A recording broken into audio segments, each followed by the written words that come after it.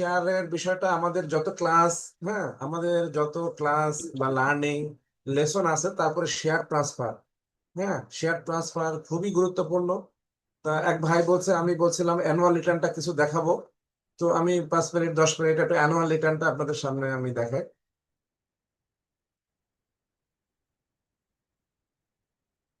এখানে আমি একটা কোম্পানির একটা ডকুমেন্ট এখানে শেয়ার করতেছি জাস্ট লার্নিং পারপাসে। আপনারা এটা জাস্ট লার্নিং পারপাসে জিনিসটা এটা নেবেন।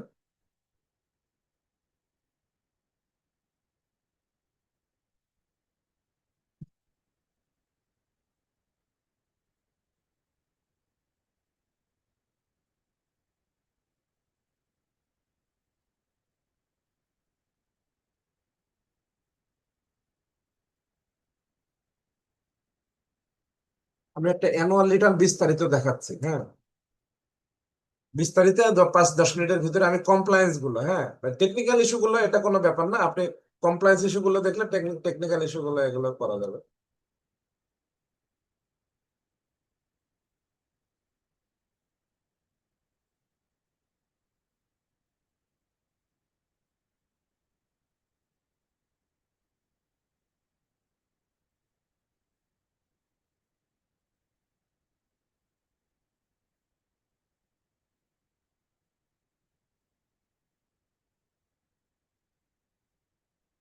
এটা খুব মনোযোগ সহকারে একটু দেখেন। হ্যাঁ, অ্যানুয়াল রিটার্নটা অবশ্যই আপনাদেরকে ভালোভাবে শিখতে হবে। একটা, এটা তো বেসিক রিটার্ন, আর আমরা আরজেসি শিখতেছি। আমরা যে আরজেসি ফাইলিং কোম্পানি, এখানে যে আপনাদের মূল মূল যে টার্গেটটা মূলত কোম্পানির কমপ্লায়েন্সের, বিশেষ করে আরজেসি রিটার্ন গুলা, এটা হচ্ছে আসলে সবার মূল জিনিসটা থাকে যে এখান থেকে শিখবে। তো আরজেসি ফাইলিং এর একটা বেসিক জিনিস হচ্ছে অ্যানুয়াল রিটার্ন। বেসিক জিনিস একদম annual return, director change, share transfer. এই কিছু জিনিস আছে খুবই কমন এবং সবারই প্রয়োজন হয় এবং সবাই শিখতে চায় এবং সবার শেখা উচিত। যে কোনো মানে সভা সেমিনারে এই জিনিসটা শেখা উচিত, এবং এটা আপনাদেরকেও জানতে চাবেন বা জানার ইচ্ছা থাকবে বা আপনারা কোশ্চেন করবেন সব জায়গায়। ঠিক আছে, এখানে দেখেন আমরা অ্যানুয়াল রিটার্ন, আমি জাস্ট 5 মিনিটস লাগবে আমার অ্যানুয়াল রিটার্নটা কিভাবে করতে হয় এবং কি বেসিক জিনিস ফলো করতে হয়। দেখেন এখানে আমি প্রথমে আপনাদেরকে স্যার এখানে স্ক্রিনটা শেয়ার দিন। হ্যাঁ স্ক্রিনটা শেয়ার দিচ্ছি। সেটা হচ্ছে প্রথমে আমরা দেখবো অডিট রিপোর্ট। আমরা যে কোনো অ্যানুয়াল রিটার্ন করতে গেলে প্রথমে আমরা দেখবো অডিট রিপোর্টটা দেখবো, আর লাস্ট শিডিউল 10টা। এই দুইটা জিনিস না দেখলে আপনি অ্যানুয়াল রিটার্ন করতে পারবেন না, করা উচিত না, হাত দেওয়াই উচিত না। ঠিক আছে, প্রথমে দেখতে হবে লাস্ট শিডিউল 10, গত বছরের শিডিউল 10টা কেমন। হ্যাঁ, ওইটা তার কাছ থেকে নিয়ে নেবেন, কোম্পানির কাছ থেকে বা ক্লায়েন্টের কাছ থেকে, যে আপনার গত শিডিউল 10টা আমাকে দেন। হ্যাঁ, তা এখানে দেখেন আমি একটা কোম্পানির শিডিউল 10 দেখাচ্ছি এখানে। হুম, লাস্ট শিডিউল 10টা এই যে, আমি এখানে একটা কোম্পানি 24 সালে লাস্ট শিডিউল 10 ছিল, 24 সালের, এর আগে আমি আমি করছি 24 সালের শিডিউল 10। তা 24 সালের শিডিউল 10 যখন আমি করব, তখন আমি 23-এর শিডিউল 10টা আমাকে দেখে নিতে হবে। এখানে দেখেন 23-এর একটা কোম্পানির নাম হচ্ছে বি টেকনোলজি। হ্যাঁ, এটা একটা প্রাইভেট কোম্পানি, জাস্ট লার্নিং পারপাসে আপনাদেরকে দেখাচ্ছি জিনিসটা, কনফিডেন্সিয়াল ওই কোম্পানির জন্য। সো আমি এটা শেয়ার করতেছি অনলি লার্নিং পারপাসে। এখন বি টেকনোলজির গতবারের যে শিডিউল 10, এখানে লেখা আছে গতবারের শিডিউল 10-এর ডেট হচ্ছে 30শে নভেম্বর 2023 সাল। আপনারা কি শিডিউল 10টা দেখতে পাচ্ছেন? জি স্যার, জি দেখতে স্যার। পাচ্ছি। এখন দেখেন, আর যতই কিছু আমি এক্সপার্ট হই না কি জন্য, আমি কিন্তু লাস্ট শিডিউল 10 না দেখলে আমি কিন্তু অ্যানুয়াল রিটার্ন করতে পারবো না, স্যার বা করা ক্লাসটা কি উচিত না। রেকর্ড হচ্ছে এখন?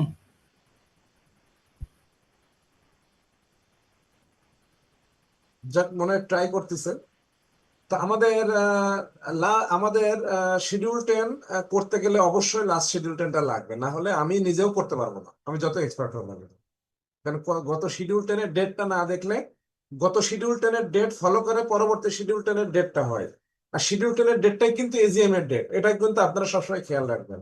আপনি যে কোনো শিডিউল 10-এর যে ডেটটা দেখতে পারবেন, হ্যাঁ প্রথমে প্রথম পেজের প্রথম ফার্স্টে দেখবেন ডেটটা লেখা থাকে, যে এখানে this made up to date 30শে নভেম্বর 2023। এটা হচ্ছে শিডিউল 10-এর ডেট, এবং শিডিউল 10-এর ডেটটাই হচ্ছে এজিএম এর ডেট। এই দিনে এজিএম হয়েছিল, এই জন্য শিডিউল 10টা ওই দিনেই জেনারেট হয়। এবং আমি আগে বলেছি যে no AGM no schedule 10। No schedule 10 no, মানে এজিএম না হলে শিডিউল 10 জেনারেট হবে না। আবার বলা যাবে না যে no schedule 10 no AGM. AGM হইতে পারে, শিডিউল 10 জমা দিতে আমার দেরি হইতে পারে, কিন্তু এজিএম এর সাথে শিডিউল 10 রিলেটেড। আর শিডিউল 10 ছাড়াও তো এজিএম আমরা করতে পারি, এর পরবর্তীতে আমরা শিডিউল 10 পরেও জমা দিতে পারি। তবে শিডিউল 10 জেনারেট হয় এজিএম থেকে, এজিএম এর প্রসিডিংস থেকে শিডিউল 10 জেনারেট হয়। ঠিক আছে, তাহলে এখানে দেখেন আমি 23 সালে স্যার স্যার ক্লাস কোনো রেকর্ডিং হচ্ছে না। তাহলে আপনারা কেউ ট্রাই করেন, আমি আসলে টেকনিক্যাল সাইডটা অত এক্সপার্ট না, নাহলে আমি রেকর্ড কোড আমার হয়তো এখানে ইয়ে আছে, আপনারা যদি কেউ আমাদের সর্বোচ্চ আর রেকর্ড তো 5 হচ্ছে মিনিট না। সময় লাগবে, বাট কেউ যদি চান সেই ক্ষেত্রে করতে পারবেন। আমরা এটা নিয়ে কাজ করতেছি। এই যে হ্যাঁ, আমি অ্যালো করে দিচ্ছি, যারা যারা এই করতেছেন সবাইকে আমি অ্যালো করে দিচ্ছি, আশা করি প্রবলেম হবে না। হ্যাঁ, হুম। আর আপনাদের রেকর্ডিংটা যদি ক্লিয়ার সুন্দর দেখেন পরবর্তীতে, তাহলে শেয়ার করে দিন ভাইকে, ভাই সেটা রেকর্ড করে রাখ। রেকর্ড তো হচ্ছে না, আমাদের এখানে তো অপশন আসে নাই। না না, কয়েকজন করছে, তাদেরটা হচ্ছে, আর আশা করি মানে প্রবলেম হবে না। আপনারা সেশন কন্টিনিউ করেন, এক এটা এক রেকর্ড আমরা দুইজন, দিব, সমস্যা নেই। প্লিজ।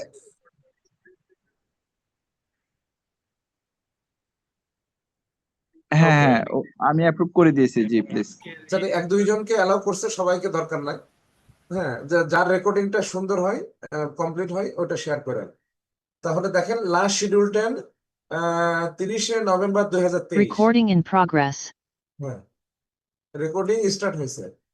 যাই হোক, দেখেন এখন আমি আপনাদেরকে প্রশ্ন করব যে বি টেকনোলজি একটা কোম্পানি, এই কোম্পানির লাস্ট এজিএম হয়েছে 30শে নভেম্বর 2023 সালে। এখন এই কোম্পানির 24-এর এজিএম কবে করবেন আপনারা? এটা কেউ কোনো প্রশ্নের জবাব দিতে পারবেন কিনা দেখেন। আপনার এটা নিয়ে কিন্তু আমরা এজিএম এর ডিসকাশনে আমরা এগুলো নিয়ে কথা বলছি। হুম, 30শে নভেম্বর 2023 সালে যদি রিটার্ন হয়, তাহলে পরের এজিএমটা কবে করতে হবে? কেউ বলতে স্যার পারবেন একজন? 30 ডিসেম্বর 2024-এর মধ্যে করা যাবে মনে হয়। 30শে ডিসেম্বর 2024-এ আমাদের কে রাকিবুল ভাই, হ্যাঁ রাকিবুল ইসলাম ভাই বলছে যে 30শে নভেম্বর 2023 সালে যেহেতু লাস্ট শিডিউল 10, তাহলে পরবর্তী শিডিউল 10 হবে 30শে ডিসেম্বর বা 31শে ডিসেম্বর 2024। আপনারা সবাই এগ্রি করেন কিনা?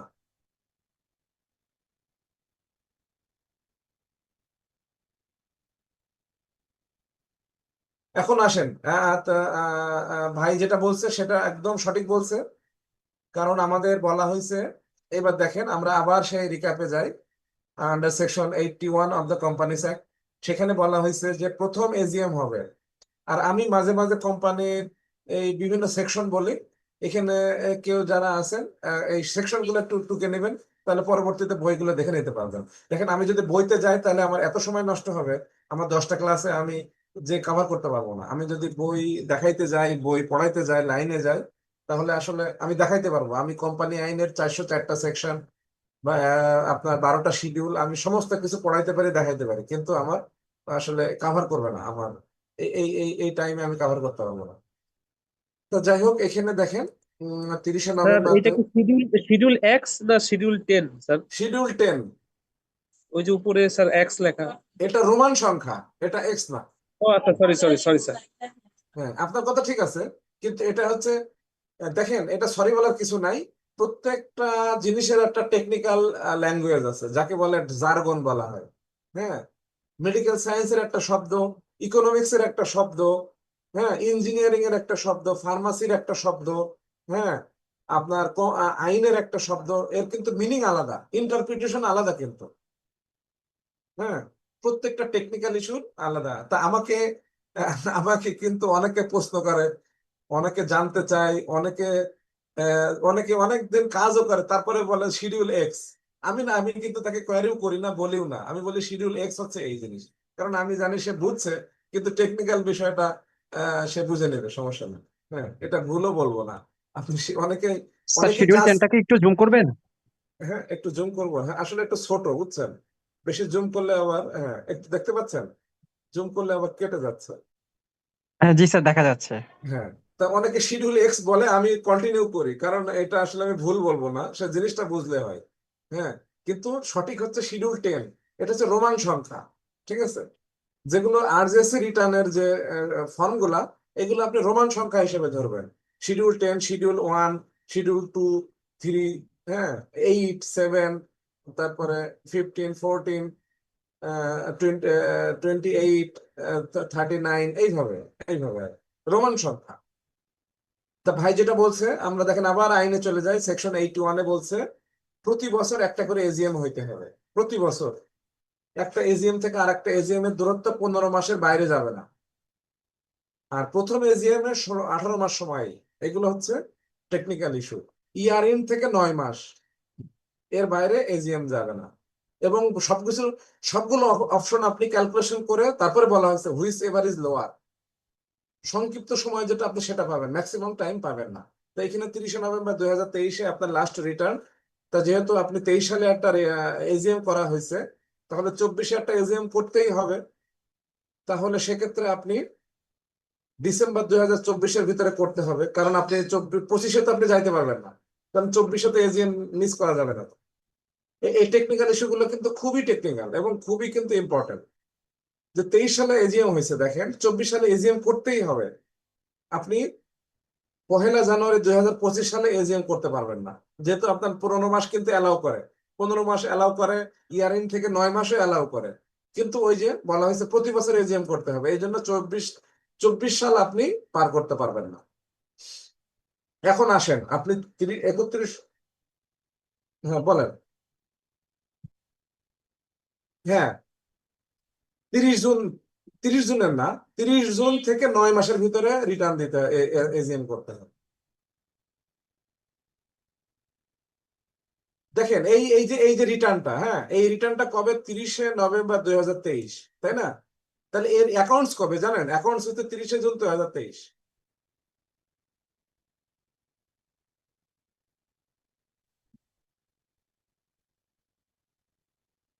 না না না, এইটা আপনি আবার মিসিং হয়ে গেছে। সেটা হচ্ছে ইয়ার ইন অ্যাকাউন্টস যে প্রভিশনটা কোম্পানি আইনে বলা হয়েছে 183 নম্বর সেকশনে বলা হচ্ছে ইয়ার-ইন থেকে 9 মাসের ভিতরে এজিএম করতে হবে। তাহলে এখানে দেখেন ইয়ার-ইন হচ্ছে 30শে জুন 2023, আর এরা এজিএম করছে 30 November 2023। Just July, August, September, October, November, 5 মাস পরে, ইয়ার-ইন্ডে 5 মাস পরে সে এজিএম করছে। কিন্তু কোম্পানি আইনে বলছে ইয়ার-ইন থেকে 9 মাস পরে আপনি এজিএম করতে পারবেন। মনে আছে কিনা আপনাদের? স্যার 9 মাসের মধ্যে করতে হবে না? হ্যাঁ, 9 মাসের মধ্যে করতে হবে। হ্যাঁ হ্যাঁ, তাহলে তো স্যার 5 মাসের মধ্যে করছে, সমস্যা নাই তো। সমস্যা নাই, কিন্তু 9 মাস পর্যন্ত সে করতে পারবে কিনা সেটা হচ্ছে প্রশ্ন এখানে। আমার প্রশ্নের ক্যালেন্ডার জবাব ইয়ার কেউ মিস দিতে করলে পারবেন স্যার কিনা? 9 মাস পর্যন্ত যেতে পারবে না, ক্যালেন্ডার ইয়ারে থাকতে হবে আবার। হ্যাঁ, ওই যে আমি যেটা কিন্তু বারবারই বলতেছি যে এই কোম্পানি 22 সালে এজিএম করছে, আবার এর আগের এজিএম 22 সালে। তাহলে তো 23 সালে এজিএম করতেই হবে, ডিসেম্বর পার করতে পারবে না তো সে। আবার 24 সালে এজিএম করতেই হবে, 25-এ যাইতে পারবে না। বুঝতে পারছেন?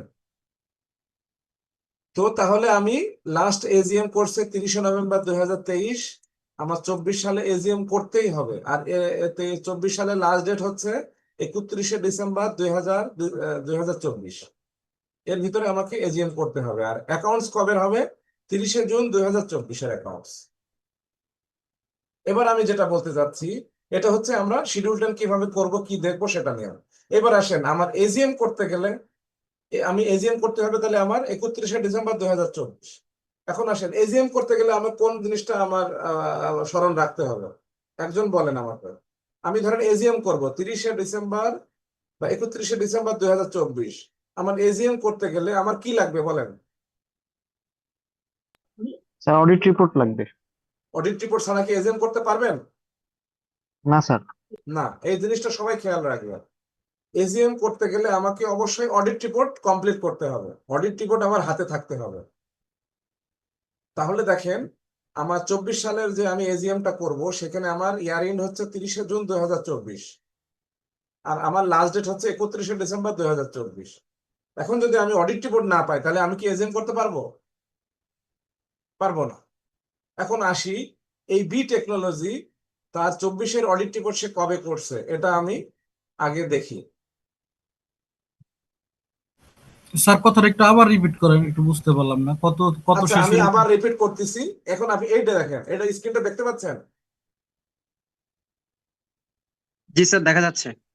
এটা হচ্ছে ICAB, chartered accountant of Bangladesh, ICAB এর ওয়েবসাইটে। সেখানে গেলে কোম্পানির অডিট রিপোর্টের একটা ভিউ দেখা যায়, শর্ট একটা ভিউ দেখা যায়। যে কেউ দেখতে পারবে, আপনিও দেখতে পারবেন। তো আমি দেখলাম, আমি যে ডিবিসি কোম্পানি, নাম্বারটা কবে পড়ছে ওইটা দেখা যায় আর কি। হ্যাঁ, তো এটা আমি যে কোম্পানি আপনাদেরকে দেখাচ্ছি, বি টেকনোলজি, এই কোম্পানি দেখেন অডিট রিপোর্ট সাইন করছে 23শে ডিসেম্বর 2024 সাল। এই যে আমি দেখাচ্ছি, এটা দেখেন, সবাই দেখতে পাচ্ছেন কিনা? আইসিএবি এর অডিট রিপোর্টে এই ওয়েবসাইট থেকে দেখা যাচ্ছে এই কোম্পানি অডিট রিপোর্ট করছে 23শে ডিসেম্বর 2024 সাল। দেখছেন? জি স্যার দেখা যাচ্ছে। হ্যাঁ, দেখা যাচ্ছে। তাহলে এই কোম্পানি তো নভেম্বরে এজিএম করতে পারতো না, পারতো? 23 সালে এজিএম করছে 30শে নভেম্বর। 24 সালে কি 30শে নভেম্বর এজিএম করতে পারতো? পারতো না, কারণ তার অডিট রিপোর্ট হয়েছে ডিসেম্বর মাসের 23 তারিখে। বিষয়টা বুঝছেন কিনা? অডিট রিপোর্ট হওয়ার পরেই তো মূলত এজিএম করতে হয়, তাই হ্যাঁ, না? এইটা আপনারা সবাই খেয়াল রাখবেন। অডিট রিপোর্ট না হলে কোনো এজিএম করতে পারবেন না। তো আপনি এজিএম এর ডেট ফিক্সড করলেন যে গত মাসে 23 সালে 30শে নভেম্বর করছি, আমি 24 সালে 31শে ডিসেম্বরে করব। ঠিক আছে, আপনি ডেট ফিক্সড করলেন, কিন্তু অডিট রিপোর্টটা আপনার হাতে না থাকলে আপনি তো এজিএম করতে পারবেন না। তাহলে প্রথমে আমার এজিএম এর ডেট ফিক্সড করতে হবে যে আমি এই বছরে এডিএম করব 31শে ডিসেম্বর 2024 সালে। তাহলে আমার অডিট রিপোর্টের আগে আমাকে অবশ্যই কমপ্লিট করতে হবে।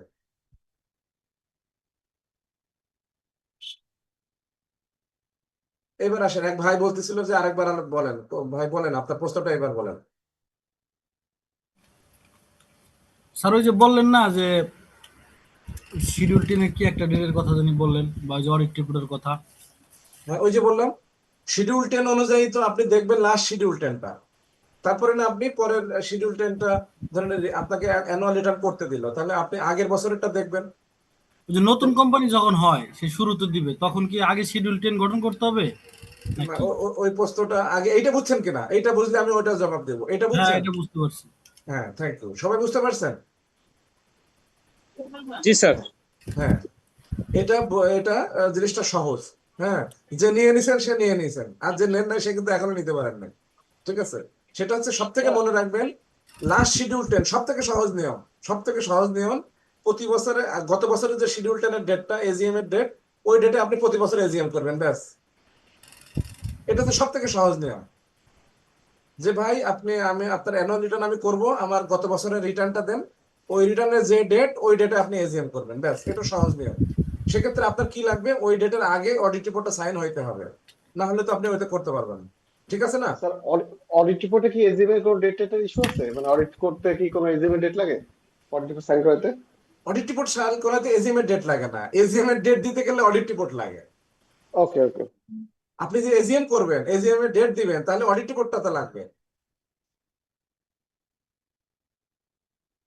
অডিট রিপোর্ট করতে গেলে এজিএম এর সাথে রিলেশন নাই, কিন্তু এজিএম করতে গেলে অডিট রিপোর্ট লাগে। স্যার আবার আপনি, ডিবিসি নাম স্যার ডিবিসি নাম্বারটা যদি এজিএম এর পরে পরবর্তীতে হয় সেই ক্ষেত্রে কোনো কমপ্লেক্সিটি আছে কিনা? ওরে সর্বনাশ, আপনি তো এজিএম করতে পারবেন না, কমপ্লেক্সিটি আপনি মানে পাইলেন কই? পুরোটাই তো কমপ্লেক্সিটি। আপনি অডিট রিপোর্ট ছাড়া এজিএম করলেন কিভাবে? জি স্যার বুঝতে পারছি। অডিট রিপোর্ট না হলে তো এজিএমই হবে না। এই জন্য তো মানে এখন, এখন কিন্তু ঝামেলা যেটা হচ্ছে, আমাদের এজিএম এর ডেট হচ্ছে 31শে ডিসেম্বর 24, কিন্তু অডিট রিপোর্ট সাইন করতেছে মানুষ 25 সালে গিয়ে, এবং আমাদের কাছে আসতেছে ভাই রিটার্ন দিয়ে দেন। আপনাদের সবারই কিন্তু একটা প্রবলেম, এইটা একটা কমন প্রবলেম হয়ে যাচ্ছে সবার জন্য। এবং এই যে আমার শেখানোর কিন্তু একটা মেইন পারপাস একটা ওইটা। আমার কাছে অনেকেই আসতেছে ভাই আমার রিটার্নটা দিয়ে দেন।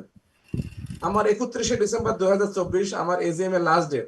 আমার কাছে অডিট রিপোর্ট নিয়ে আসতেছে জানুয়ারি 2025, ফেব্রুয়ারি 2025, এপ্রিল 2025-এ অডিট রিপোর্ট সাইন করছে, করে আমার কাছে আসতেছে ভাই আমার রিটার্নটা দিয়ে দেন। তাহলে আমি কিভাবে রিটার্ন দেবো? সে তো এজিএম এর যে লাস্ট ডেট তারপরে গিয়ে অডিট রিপোর্ট সাইন করছে। এই প্রবলেমটা এখন কমন, এবং এটাই কিন্তু আপনাদের লার্নিং এর ইস্যু। জি স্যার বুঝতে পারছি, বিষয়টা এখন ক্লিয়ার। আপনাকে অবশ্যই আপনাকে আপনার ক্লায়েন্টকে আপনার কোম্পানিকে অবশ্যই এমডি কে সাহেবকে বলতে হবে যে স্যার আমার কিন্তু 24 সালের এজিএম হয়েছে 31শে ডিসেম্বর 2024, আমার সামনে স্যার 25 সালের 31শে ডিসেম্বর এজিএম এর লাস্ট ডেট। সো প্লিজ যে কোনো ভাবে আমার অডিট রিপোর্টটা আমার 31শে ডিসেম্বরের আগে অবশ্যই সাইন করতে হবে, না হলে কিন্তু শেষ, হাইকোর্টে যাইতে হবে। এই হচ্ছে মূল ইস্যু, আমি যেটা বোঝাতে চাচ্ছিলাম। একটা ছোট প্রশ্ন করি। প্রথম বলেন। এজিএমটাকে এমন প্ল্যান করে কোন ডেট দেওয়া যায় কিনা যেহেতু আমি পরবর্তী এজিএম গুলো ওই ডেটই ফলো করতে পারি? হ্যাঁ এটা সবচেয়ে হ্যাঁ, মানে আমি ওইটাতে কনফিডেন্ট ডেট আসতেছি। কি হয়? হ্যাঁ ওইটাতে আমি আসতেছি। এইটা আগে এইটা বুঝছেন কিনা, আপনাদের অনেকে প্রশ্ন প্রথম এজিএম দিয়ে, ওইটা আমি বলতেছি। এইটা বুঝছেন কিনা সবাই? হ্যাঁ হ্যাঁ, জি বুঝতেছি। স্যার, এটা ক্লিয়ার স্যার। হ্যাঁ স্যার আমি লাস্ট মিডল ডেটের মানে হুবহু পরের বছর ওই ডেটটাতে গিয়ে আমরা এজিএম করতে পারবো, তবে এইখানে যদি অডিট রিপোর্ট থাকে তাইলে। অডিট রিপোর্ট থাকে এবং সেটাই করবেন, তাহলে সহজ, মানে সহজ হিসাব। বুঝছি। প্রতি বছরে একই ডেটে এজিএম করবেন, এটা তো সব থেকে। এবং আমি বলে দিই, প্রতি বছর 31শে ডিসেম্বরে আপনারা এজিএম করবেন, এর আগে অডিট রিপোর্টটা সাইন করবেন, এটা তো সহজ নিয়ম। এখানে কি ওয়ার্কিং ডে কোনো ইস্যু আছে? না, এখানে কোনো ওয়ার্কিং ডের কোনো ইস্যু নাই। আপনি 31শে ডিসেম্বর যদি ঈদের দিনও হয় তারপরে এজিএম করতে হবে, এবং আমরা আমরা ঈদের দিনও এজিএম করছি, বুঝতে পারছেন? এই বছরে আহ, এই বছরে ঈদ হয়েছে কবে জানেন ভাইয়া? কেউ বলতে পারবেন? স্যার 30 মার্চেও ঈদের বন্ধ ছিল। হ্যাঁ, এই বছর আমরা 30শে মার্চ 31শে মার্চে প্রচুর এজিএম করছি। এবার আসেন, হ্যাঁ আমি মূল কথায় যাই, আমরা কিন্তু খুব ইম্পর্টেন্ট টপিকসে আছি। পুরো পুরো আপনার পুরো ট্রেনিং এর কিন্তু একটা বেসিক পয়েন্টে আমরা আছি।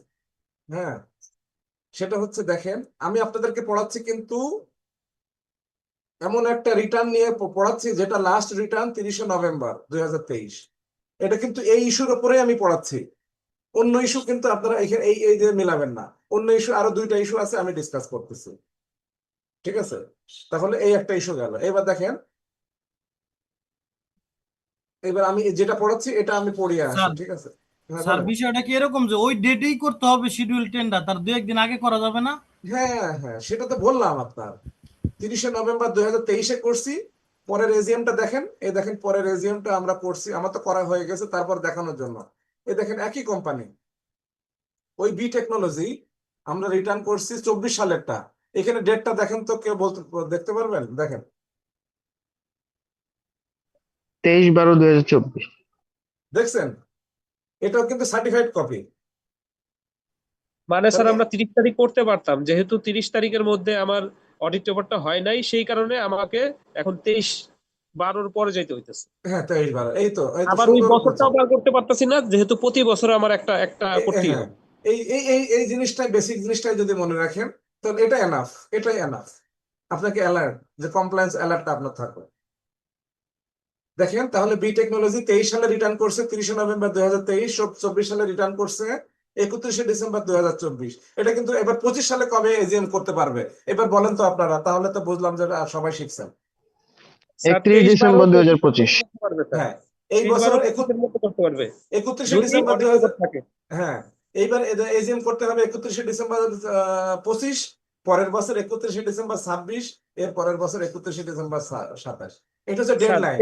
23/12-25-এর মধ্যেও তো করতে পারবো, হ্যাঁ হ্যাঁ, আপনি নভেম্বরও করতে পারবেন, যদি অক্টোবরেও আমার করতে অডিট। পারবেন। হ্যাঁ, অক্টোবর 2025-এও করতে পারবেন যদি আপনার অডিট রিপোর্টটা অক্টোবরের আগে হয়ে যায়। আচ্ছা আচ্ছা, বুঝতে পারছি। কিন্তু 31শে ডিসেম্বরের বাইরে যাইতে পারবেন না। এইটা হচ্ছে ইস্যু, যেটা আমি আপনাদেরকে বোঝানোর চেষ্টা করতেছি। এইবার আসেন যে আমাদের এই বছরে আপনার এজিএম এর লাস্ট ডেট হচ্ছে 31শে ডিসেম্বর 2025। এখন আপনি অডিট রিপোর্ট করতে পারলেন না, তখন কি হবে? অডিট রিপোর্ট করছেন আপনি 1 জানুয়ারি 2026, বলেন এখন কি হবে? সবাই বলেন। হাইকোর্টের পারমিশন লাগবে। হাইকোর্টের পারমিশন লাগবে। দেখেন একদিনের জন্য, আপনি একদিনের জন্য যদি অডিট রিপোর্ট করতে না পারেন, 31শে ডিসেম্বর পার করলে আপনাকে হাইকোর্ট থেকে পারমিশন নিয়ে রিটার্ন দিতে হবে। যেটা আপনার শেখানোর মূল উদ্দেশ্য, যে কমপ্লায়েন্স ফেল করলে কনসিকুয়েন্সটা কি। স্যার একটা ছোট্ট প্রশ্ন করি। বলেন। সেটা হচ্ছে এরকম 4 বছরের এজিএম ফেল করছে এবং হাইকোর্ট থেকে পারমিশন হয়ে নিচ্ছে। এখন পারমিশন আনার পরে এজিএম এর ডেটটা কি একদিনেই 4 বছরের ডেটে ফালানো যাবে, এরকম কিছু আছে ইস্যু? এখন আসেন, এটা কি আপনার প্রথম রিটার্ন, মানে এটা কি প্রথম, না এর আগেও দেয়া ছিল আপনি 4 বছর দেন নাই, এরকম স্যার ঘটনা? দুই দুই রকমের সিচুয়েশনটাই বলেন, ধরেন হ্যাঁ, এইটা এরকমও এটা কিন্তু পাইছি। এই প্রশ্নটা কিন্তু খুবই বেসিক একটা প্রশ্ন। হ্যাঁ, এবং as a consultant, as a কোম্পানির আপনার অফিসার হিসেবে বা সেক্রেটারি হিসেবে এই কোশ্চেনটার কিন্তু আনসারটা খুবই জরুরি। একটা কোম্পানি, ভাই বলতেছে একটা কোম্পানি, হ্যাঁ, একটা কোম্পানির 4 বছর রিটার্ন দেওয়া হয় নাই। এখন কোম্পানি যদি নতুন হয় তাহলে কি হবে, আর কোম্পানি যদি পুরাতন হয় তাহলে কি হবে? এখন কোম্পানি যদি নতুন হয় তাহলে এটা আপনার এখানে কারিশমা দেখানোর মানে আপনার এখানে কনসালটেন্সি করার জায়গা আছে। কিন্তু যদি পুরাতন কোম্পানি হয় তাহলে তো আপনাকে এই সিকুয়েন্সেই করতে হবে। জিনিসটা বুঝছেন কিনা? জি স্যার, বুঝতে পেরেছি। যদি পুরাতন কোম্পানি হয় এবং 4 বছর রিটার্ন না করেন তাহলে আপনাকে কি করবেন, আপনি এখানে আছে কত, 31শে ডিসেম্বর 24, আপনি করবেন 31শে ডিসেম্বর 25, 31শে ডিসেম্বর 26, 31শে ডিসেম্বর 27, 31শে ডিসেম্বর 28। এখানে আপনার কারিশমা দেখানোর কোনো কিছু নাই, আপনি আগের সিকোয়েন্সটা ফলো করতে হবে আপনাকে। বুঝছেন কিনা সজীব মানে ভাই? স্যার এখানে আমরা হাইকোর্ট থেকে পারমিশন আসি ডিলে আচ্ছা, কন্ডোনেশন, আমি ওইটা বলতেছি শিডিউল 10টা বুঝছেন কিনা? হ্যাঁ সেটা বুঝছি স্যার, এটা তো ক্লিয়ার, এটা ক্লিয়ার।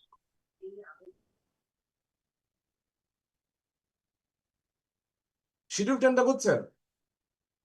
যে জি শিডিউল স্যার, 10, শিডিউল 10 বোঝা আপনি যে গেছে। 4 বছর মিস করছেন, ওই 4 বছরের শিডিউল 10 এর আগের লাস্ট যে শিডিউল 10 ওইটার ডেটটা মিলাই দিয়ে দিবেন, ব্যাস শেষ।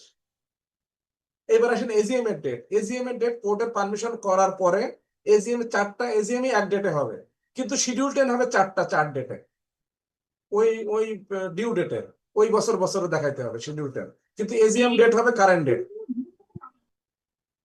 4টা এজিএম এর একই ডেট হবে কিন্তু শিডিউল 10 এর ডেট আলাদা হবে। এখানে এই জন্য এই বিষয়টা কনসালটেন্সি নেওয়ার দরকার আছে, যারা বোঝে না বেশিরভাগই স্যার ভুল তার করে। মানে আমরা যে নোটিশটা করব ওই নোটিশে একটা নোটিশে আমরা চার একটা বছরের নসিকায় 4টা এজিএম করবেন, শুধু টাইম দিবেন এরকম যে আগামী সেপ্টেম্বর মাসের 6 তারিখে কোম্পানির এজিএম অনুষ্ঠিত হবে।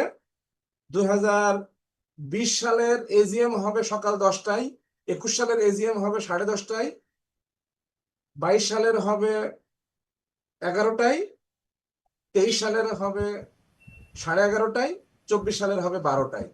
4টা এজিএম আধা ঘন্টা পর পর করবেন, ঠিক আছে? কিন্তু ডেট হবে একই ডেট। বুঝতে কিন্তু পেরেছি স্যার। কিন্তু আপনি এমন লিখবেন না যে আগামী সেপ্টেম্বর মাসের 6 তারিখে এজিএম অনুষ্ঠিত হবে 4টায় 10টার সময়, এই টাইমিংটা হবে না। 4টা এজিএম পরপর করতে হবে আপনাকে। ডিভিডেন্ড দিতে হবে, অডিটর অ্যাপয়েন্টমেন্ট করতে হবে, আলাদা আলাদা এজিএম করতে হবে একই দিনে, কিন্তু আধা ঘন্টা পর পর বা 1 ঘন্টা পর পর করবেন। তো এজেন্ডা যেগুলো থাকবে এজেন্ডার জন্য কি আলাদা আলাদা এজেন্ডার পেজ বানাতে হবে নাকি একটা হ্যাঁ, আপনি পেজেই যখন হয়ে যাবে? আরজেএসসি তে দিবেন, অনেকে করে, অনেকে একসাথেই করে, দুইটাও করে, তবে ভালো হচ্ছে আলাদা আলাদা করা, আলাদা আলাদা নোটিশ করা, আলাদা আলাদা মিনিটস করা। অনেকে একটা করে, এরকম লেখে two approve the annual accounts for the year 2021, 2022, 23, 24, এভাবে একটা নোটিশে করে, একটা মিনিটসে করে। মিনিটসে কি করে যে এরকম এজিএম 21 সালের থেকে 24 সাল পর্যন্ত এজিএম সকাল 10টায় শুরু হয়ে 12টা পর্যন্ত হয়েছে, এখানে এই 21, 22, 23-এর AGM result approved, auditor appointment approve, এইভাবে ডিভিডেন্ড অ্যাপ্রুভ, এইভাবে করে। একটা নোটিশেও করে, আলাদা আলাদা নোটিশও করে, তবে আমরা সবসময় আলাদা আলাদা নোটিশ, আলাদা আলাদা মিনিটস করি, ঠিক আছে? বুঝতে পেরেছি স্যার, ক্লিয়ার স্যার। রিটার্নটা আলাদা করার জন্য, ঠিক আছে? কারণ আমাদের আরজেসি রিটার্ন তো 4টা হবে, শিডিউল 10টা 4টা হবে। আপনার এজিএম একটা করতেছেন, একদিনে করতেছেন, কিন্তু শিডিউল 10টা 4টা হবে এবং রিটার্নও 4টা হবে। এই জন্য আমরা নোটিশ মিনিটস গুলো আলাদা করি। এবং আপনি যে প্রশ্ন করতেছেন, আপনি যে লার্নিং করছেন, এটা কিন্তু অনেক অ্যাডভান্স লার্নিং, ঠিক আছে? এটা এটা ম্যাক্সিমাম লোকজন ভুল করে। এটা হচ্ছে পুরাতন কোম্পানির জন্য। এবার আসেন নতুন কোম্পানি। নতুন কোম্পানি হয়েছে জন্ম 2020 সালে, কিন্তু আজ পর্যন্ত আপনি একটা এজিএমও করেন নাই, তাই তো? জি স্যার, জি স্যার। এবার সেক্ষেত্রে আপনাকে বলতে হবে কোম্পানির জন্ম তারিখ কবে। ধরলাম স্যার 20 ডিসেম্বর 2020। আচ্ছা 5টা বাদ দেন, আপনার কথা বাদ দেন, এইটা ধরেন, এইখানে দেখেন, এটা দেখতে পাচ্ছেন পেজটা শিডিউল 10?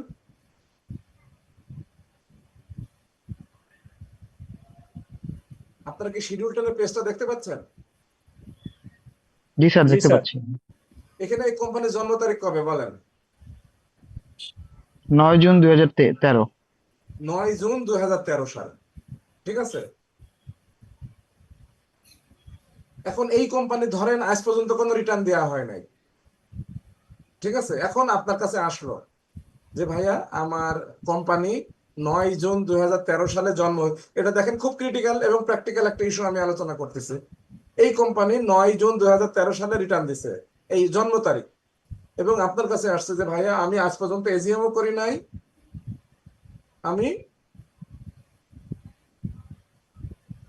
তার শিডিউল মানে 10ও স্যার দিই নাই, প্রথমটা আমি এর আমি 9 মাসের ইয়াতে নিতে হ্যাঁ পারবো, তাই তো? আমি শিডিউল 10ও করি নাই, আমি অডিট রিপোর্টও করি নাই, কোনো কিছুই করি নাই, এরকম আসে কিন্তু খুবই কমন, ভেরি কমন, যে 13 সালে কোম্পানি করছি আজ পর্যন্ত শিডিউল 10ও করিনি, রিটার্নও করিনি, এজিএমও করিনি, অডিট রিপোর্টও করিনি। এখন আমি কি করব বলেন, একদম সমাধান দেন। তার সবার আগে অডিট রিপোর্ট কমপ্লিট করতে হবে হ্যাঁ, প্রতি অডিট বছরের। রিপোর্ট করতে হবে, এইটা অডিট একটা রিপোর্ট ইস্যু কমপ্লিট আপনারা সবাই করার শুনবেন। পরে প্রথম আপনার ইস্যু হচ্ছে আপনাকে অডিট রিপোর্ট করতে হবে, আর যেহেতু আপনি এজিএম করেন নাই কোনো এজিএম, এবং অডিট রিপোর্টও করেন নাই, আপনাকে হাইকোর্টে একটা পিটিশন করতে হবে। দুইটাই আপনি একসাথে করতে পারবেন, হাইকোর্টে পিটিশন করতে পারবেন, অডিটর অ্যাপয়েন্টমেন্ট করে অডিটও শুরু করতে পারবেন। এইবার আসেন, দুটাই করলেন, হাইকোর্ট থেকে রায় আসলো যে আপনার এজিএম করার জন্য 13 সাল থেকে এই পর্যন্ত এজিএম করার জন্য অনুমোদন দেওয়া হলো, অডিট রিপোর্টও কমপ্লিট, দুইটাই কমপ্লিট। এখন আপনি কি করবেন? আরজেসি ফাইলিং করবেন। এবার কিভাবে, এবার এজিএম করবেন, আরজেসি ফাইলিং করবেন।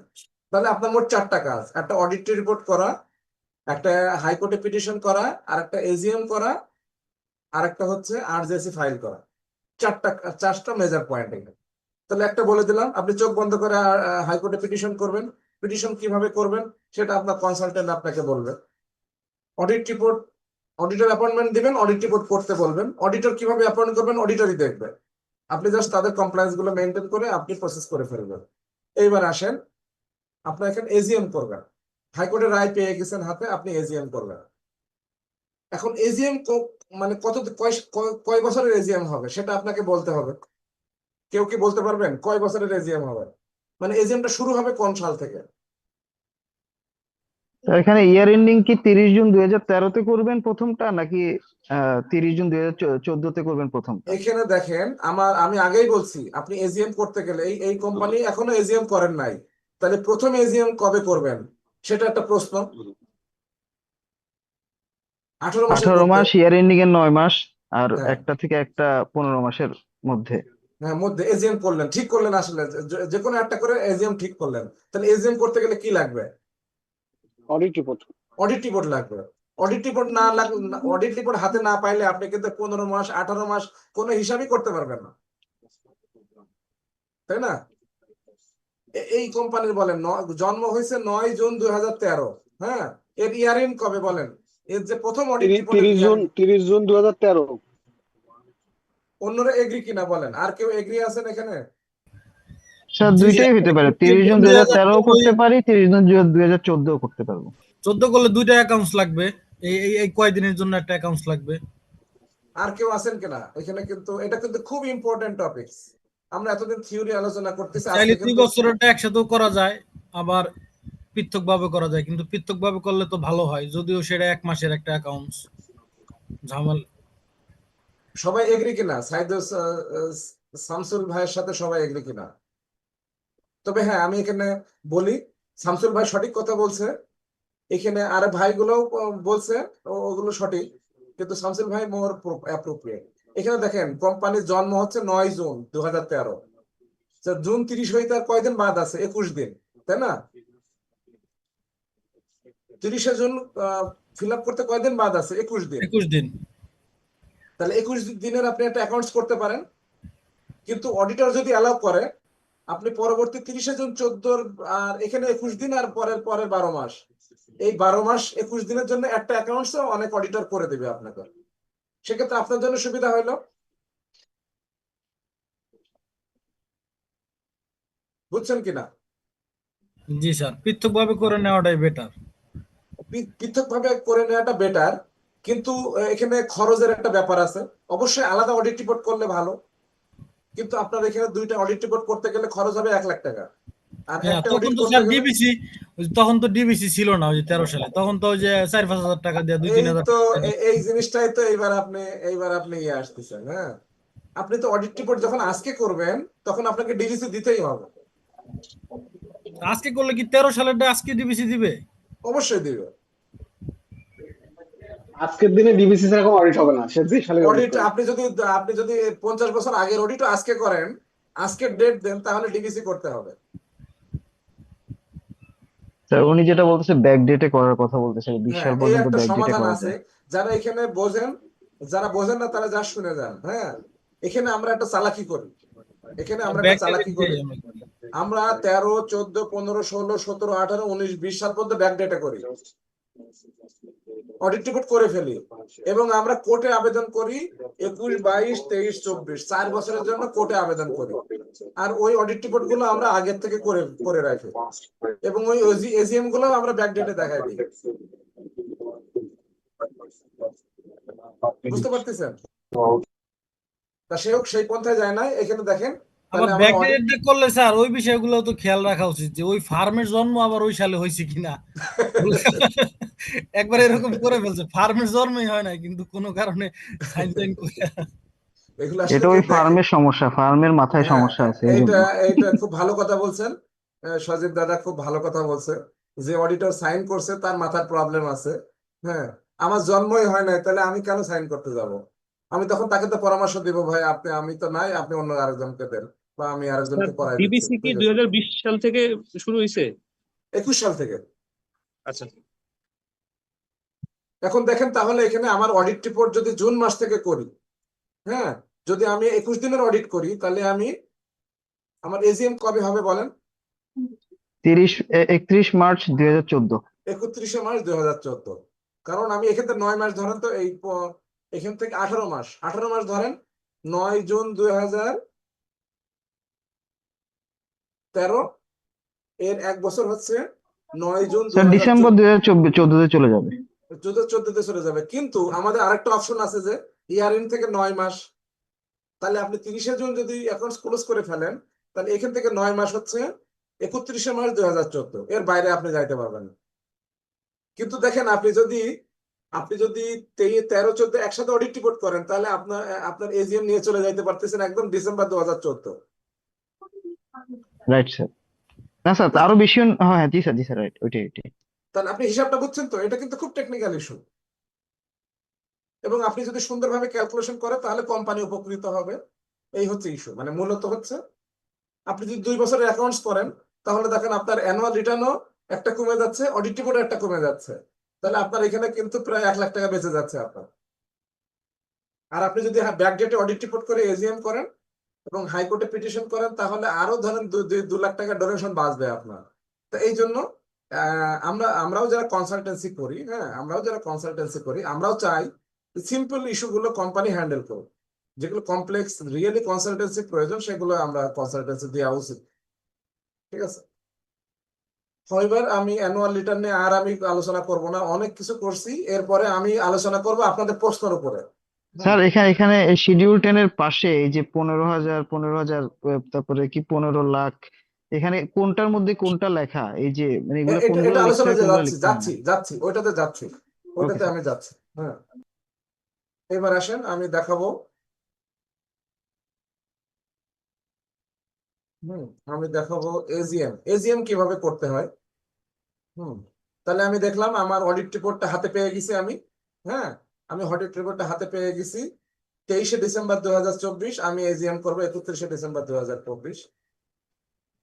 সো এখানে বুঝছি। দেখেন আমি শেয়ার দিচ্ছি।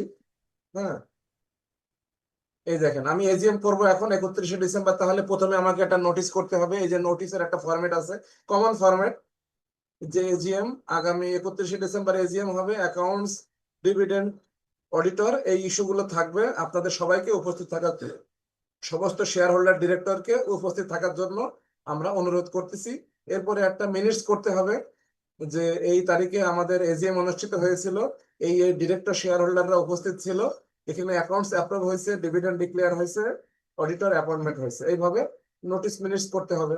প্রথমে নোটিশ করতে হবে, তারপরে এজিএম করতে হবে, এজিএম এর পর এরকম একটা মিনিটস করতে হবে, এরপরে অডিট রিপোর্টটা সাথে নিয়ে একটা শিডিউল 10 ফিল আপ করে আরজেএসসি তে ফাইল সাবমিট করতে হবে। এবার আমি দেখাচ্ছি শিডিউল 10টা কিভাবে করবে। হুম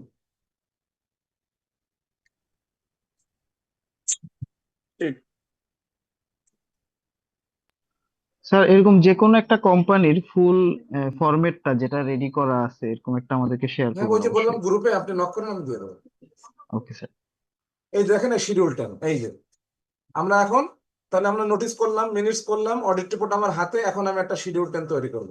ধরেন এটা আমার সাপোজ প্রথম শিডিউল 10, তখন আপনাকে এটা ফরম্যাট নিতে হবে, জাস্ট এইটা নিবেন, এখানে জাস্ট চেঞ্জ করে ফিল আপ করবেন। শিডিউল 10 কিন্তু এটা কঠিন মনে করলে কঠিন, সহজ মনে করলে সহজ। এখানে আপনার আমরাও শিডিউল 10 করি, কারোর কাছ থেকে একটা শিডিউল 10 নিই, নিয়ে জাস্ট চেঞ্জ করি এখানে সংখ্যা। আপনি কোনো কিছু এখানে অ্যাড করতে পারবেন না, কোনো কিছু চেঞ্জ করতে পারবেন না এখানে, শুধু আপনার যতটুকু প্রয়োজন ততটুকু চেঞ্জ করবেন। আপনি নাম চেঞ্জ করবেন, সাল চেঞ্জ করবেন, পেইড আপ চেঞ্জ করবেন, অথরাইজ ক্যাপিটাল চেঞ্জ করবেন। এখানে দেখেন, হ্যাঁ সেটা দেখাচ্ছি। এখানে দেখেন বি টেকনোলজি লেখা আছে, এবার আপনার কোম্পানির নাম লিখবেন। এখানে বি টেকনোলজির রেজিস্ট্রেশন নাম্বার আছে, আপনার কোম্পানির রেজিস্ট্রেশন নাম্বার লিখবেন। এখানে জন্ম তারিখ আছে, আপনার জন্ম তারিখ লিখবেন, কোম্পানির অ্যাড্রেসটা চেঞ্জ করবেন। এজিএম ডেটটা আপনার কোম্পানি যেদিন এরা 31শে ডিসেম্বর 24 করছে, আপনি যদি 30শে ডিসেম্বর করেন, আপনি যদি 23শে নভেম্বর করেন, এই ডেটটা চেঞ্জ করবেন। অথরাইজ ক্যাপিটাল এখানে 1 কোটি, আপনার যদি 1 কোটি হয় তাই লিখবেন, 2 কোটি হলে 2 কোটি লিখবেন। এই এজিএম ডেটটা এখানে অনেক জায়গায় বসাইতে হয়, এখানে যত ডেট আছে সব একই ডেট, এজিএম ডেট। শিডিউল 10-এ মনে রাখবেন যত ডেট আছে এক ডেট বসে কপি পেস্ট করে সব বসাই দিবেন, সব এজিএম ডেট। ঠিক আছে, এবার আসেন পেইড আপ ক্যাপিটাল, এটা অথরাইজ ক্যাপিটাল 1 নম্বরে থাকে, 2 নম্বরে অথরাইজ পেইড, 1 নম্বরে থাকে অথরাইজ ক্যাপিটাল, 2 নম্বরে থাকে পেইড আপ ক্যাপিটালটা বসাই দিবেন আপনি। এরপরে সেকেন্ড পেজে আসবেন, সেকেন্ড পেজে কার কার শেয়ার হোল্ডার, তার নাম ঠিকানা, কতটা শেয়ার আছে, এটা আপনার কোম্পানি অনুযায়ী এটা চেঞ্জ করে দিবেন। ঠিক আছে, এটা আপনার কোম্পানি শেয়ার হোল্ডারের নাম পরপর বসাবেন, ঠিকানা বসাবেন, অপারেশন বসাবেন, শেয়ারের সংখ্যা বসাবেন, তারপরে স্যার এই এগুলো। যে নাম নাম ঠিকানা যেগুলা বসেছে এগুলা কি অ্যাজ পার এনআইডি? হ্যাঁ হ্যাঁ, এই যে এখানে যে নাম ঠিকানা শেয়ার হোল্ডারদের এখানে এগুলা শোনেন, নাম নাম অ্যাজ পার এনআইডি, ঠিক ঠিকানা? আছে, ঠিকানা অ্যাজ পার এনআইডি। ঠিকানা আপনার যা খুশি লিখতে পারেন, এটা নিয়ে কোনো ইয়ে নেই, যা খুশি আপনি লিখতে পারেন। স্যার কোম্পানির রেজিস্ট্রেশনের সময় যে অ্যাড্রেস দেওয়া আছে ওইটা দিলে মনে হয় ভালো হবে নাকি? ইচ্ছা, আমি তো বললাম আপনার ইচ্ছা, আপনার আপনার গ্রামের ঠিকানা দিতে পারেন, শহরের ঠিকানা দিতে পারেন, আপনি ইনকর্পোরেশনে যেটা আছে সেটা দিতে পারেন। হ্যাঁ, আপনি যে কোনো অ্যাড্রেস ইউজ করতে পারেন, এটা অতটা ইস্যু না, তবে অ্যাড্রেস দিতে হবে। এই ওকে স্যার। স্যার অকুপেশনটা এখানে কি দিবেন। সব শেয়ার হোল্ডারদের ইয়ে দিতে হবে? হ্যাঁ হ্যাঁ, সব শেয়ার হোল্ডার আসবে মানে? শিডিউল 10-এ সব শেয়ার হোল্ডার আসবে, ডিরেক্টর, স্পন্সর, শেয়ার হোল্ডার, মানে যাদের শেয়ার আছে সবাই এখানে আসবে। এখানে লেখাই আছে দেখেন, অবশ্যই স্যার অনেক বড় হবে মানে এখানে। যেইগুলা হ্যাঁ পাবলিক লিমিটেড কোম্পানি।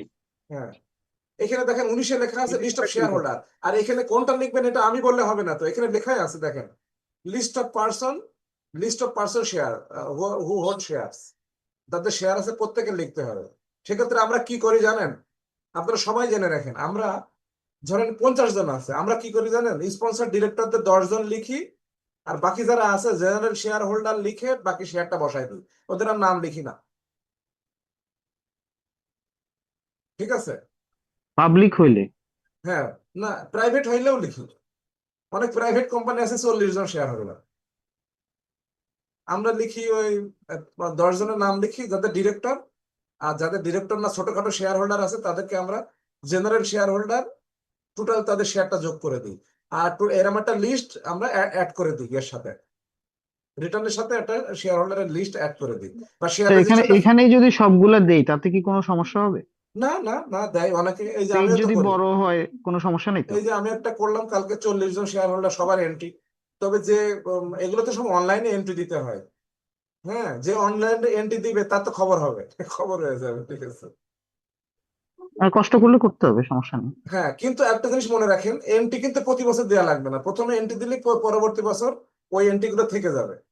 একবার এন্ট্রি দিলে সেকেন্ড টাইম এন্ট্রি দেওয়া লাগবে না। ঠিক আছে? Okay sir. এবার 20 নম্বরে আসেন। 19 নম্বরে লিস্ট অফ শেয়ার হোল্ডারদের সমস্ত ইনফরমেশন দিতে হবে উইথ নাম্বার অফ শেয়ারস। 20 নম্বরে এসে কারা কারা ডিরেক্টর, শুধু তাদের নাম আর ঠিকানা দিতে হবে। এবং লেখাই আছে উপরে, হ্যাঁ, প্রত্যেক পয়েন্টে লেখা আছে।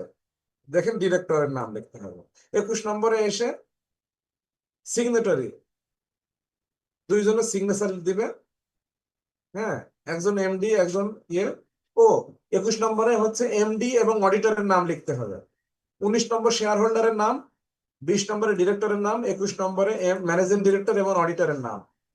স্যার শেষ। 20 নম্বরের ডিরেক্টর কি সবাই হইতে পারে? এমনিতে কোনো কোম্পানিতে কোনো সমস্যা আছে তাতে? আমাদের কোম্পানি এনে বলা হয়েছে যে প্রাইভেট কোম্পানি হলে ডিরেক্টর মিনিমাম 2 জন, ম্যাক্সিমাম 50 জন। আর পাবলিক কোম্পানিতে মিনিমাম ডিরেক্টর 3 জন, ম্যাক্সিমাম 100 জন করতে পারেন, সমস্যা নেই। Okay sir. তবে 100 জন কম তবে আপনারা মনে রাখবেন, যে কোনো কোম্পানির ডিরেক্টর আমরা দেখি যে 5-7 জন, 8 জনের বেশি যেগুলো হয় ওই কোম্পানিগুলো চলে না। মানুষ বলে না, বেশি মোল্লা হইলে মসজিদা চলে না, বুঝছেন? যে কোম্পানিতে দেখি 10-15-20 জন ডিরেক্টর, ওখানে মারামারি, বুঝছেন?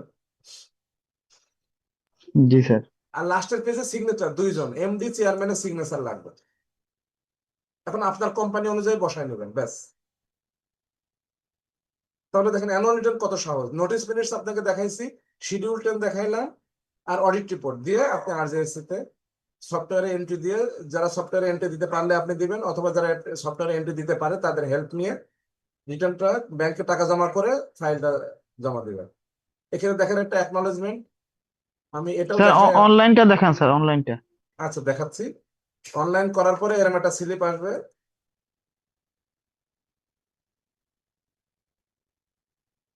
এটা দেখতে পাচ্ছেন?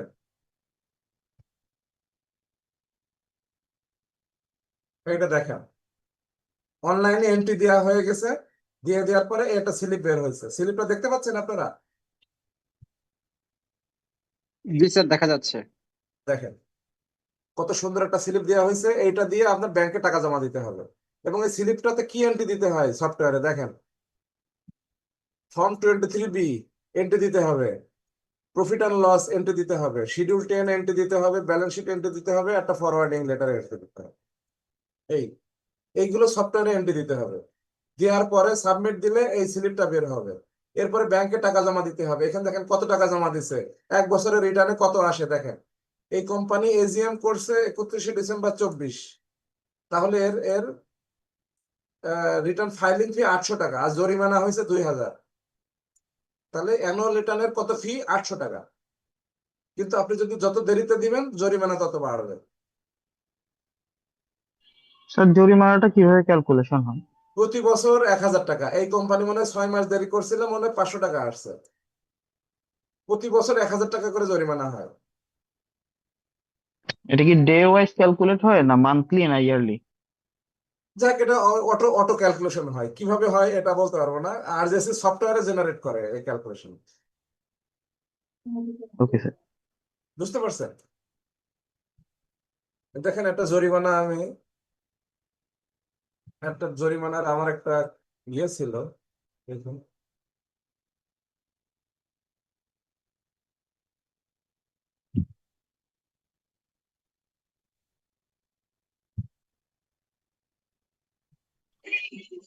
জরিমানাটা সিস্টেম ক্যালকুলেশন করবে, এটা আমাদের জানা জরুরি না, এটা শিডিউল অনুযায়ী হয়ে যাবে। জানে বুঝে হ্যাঁ, কোনো লাভ নেই। হ্যাঁ, কোনো লাভ নাই। তারপরে আমি এটা সতর্কতা।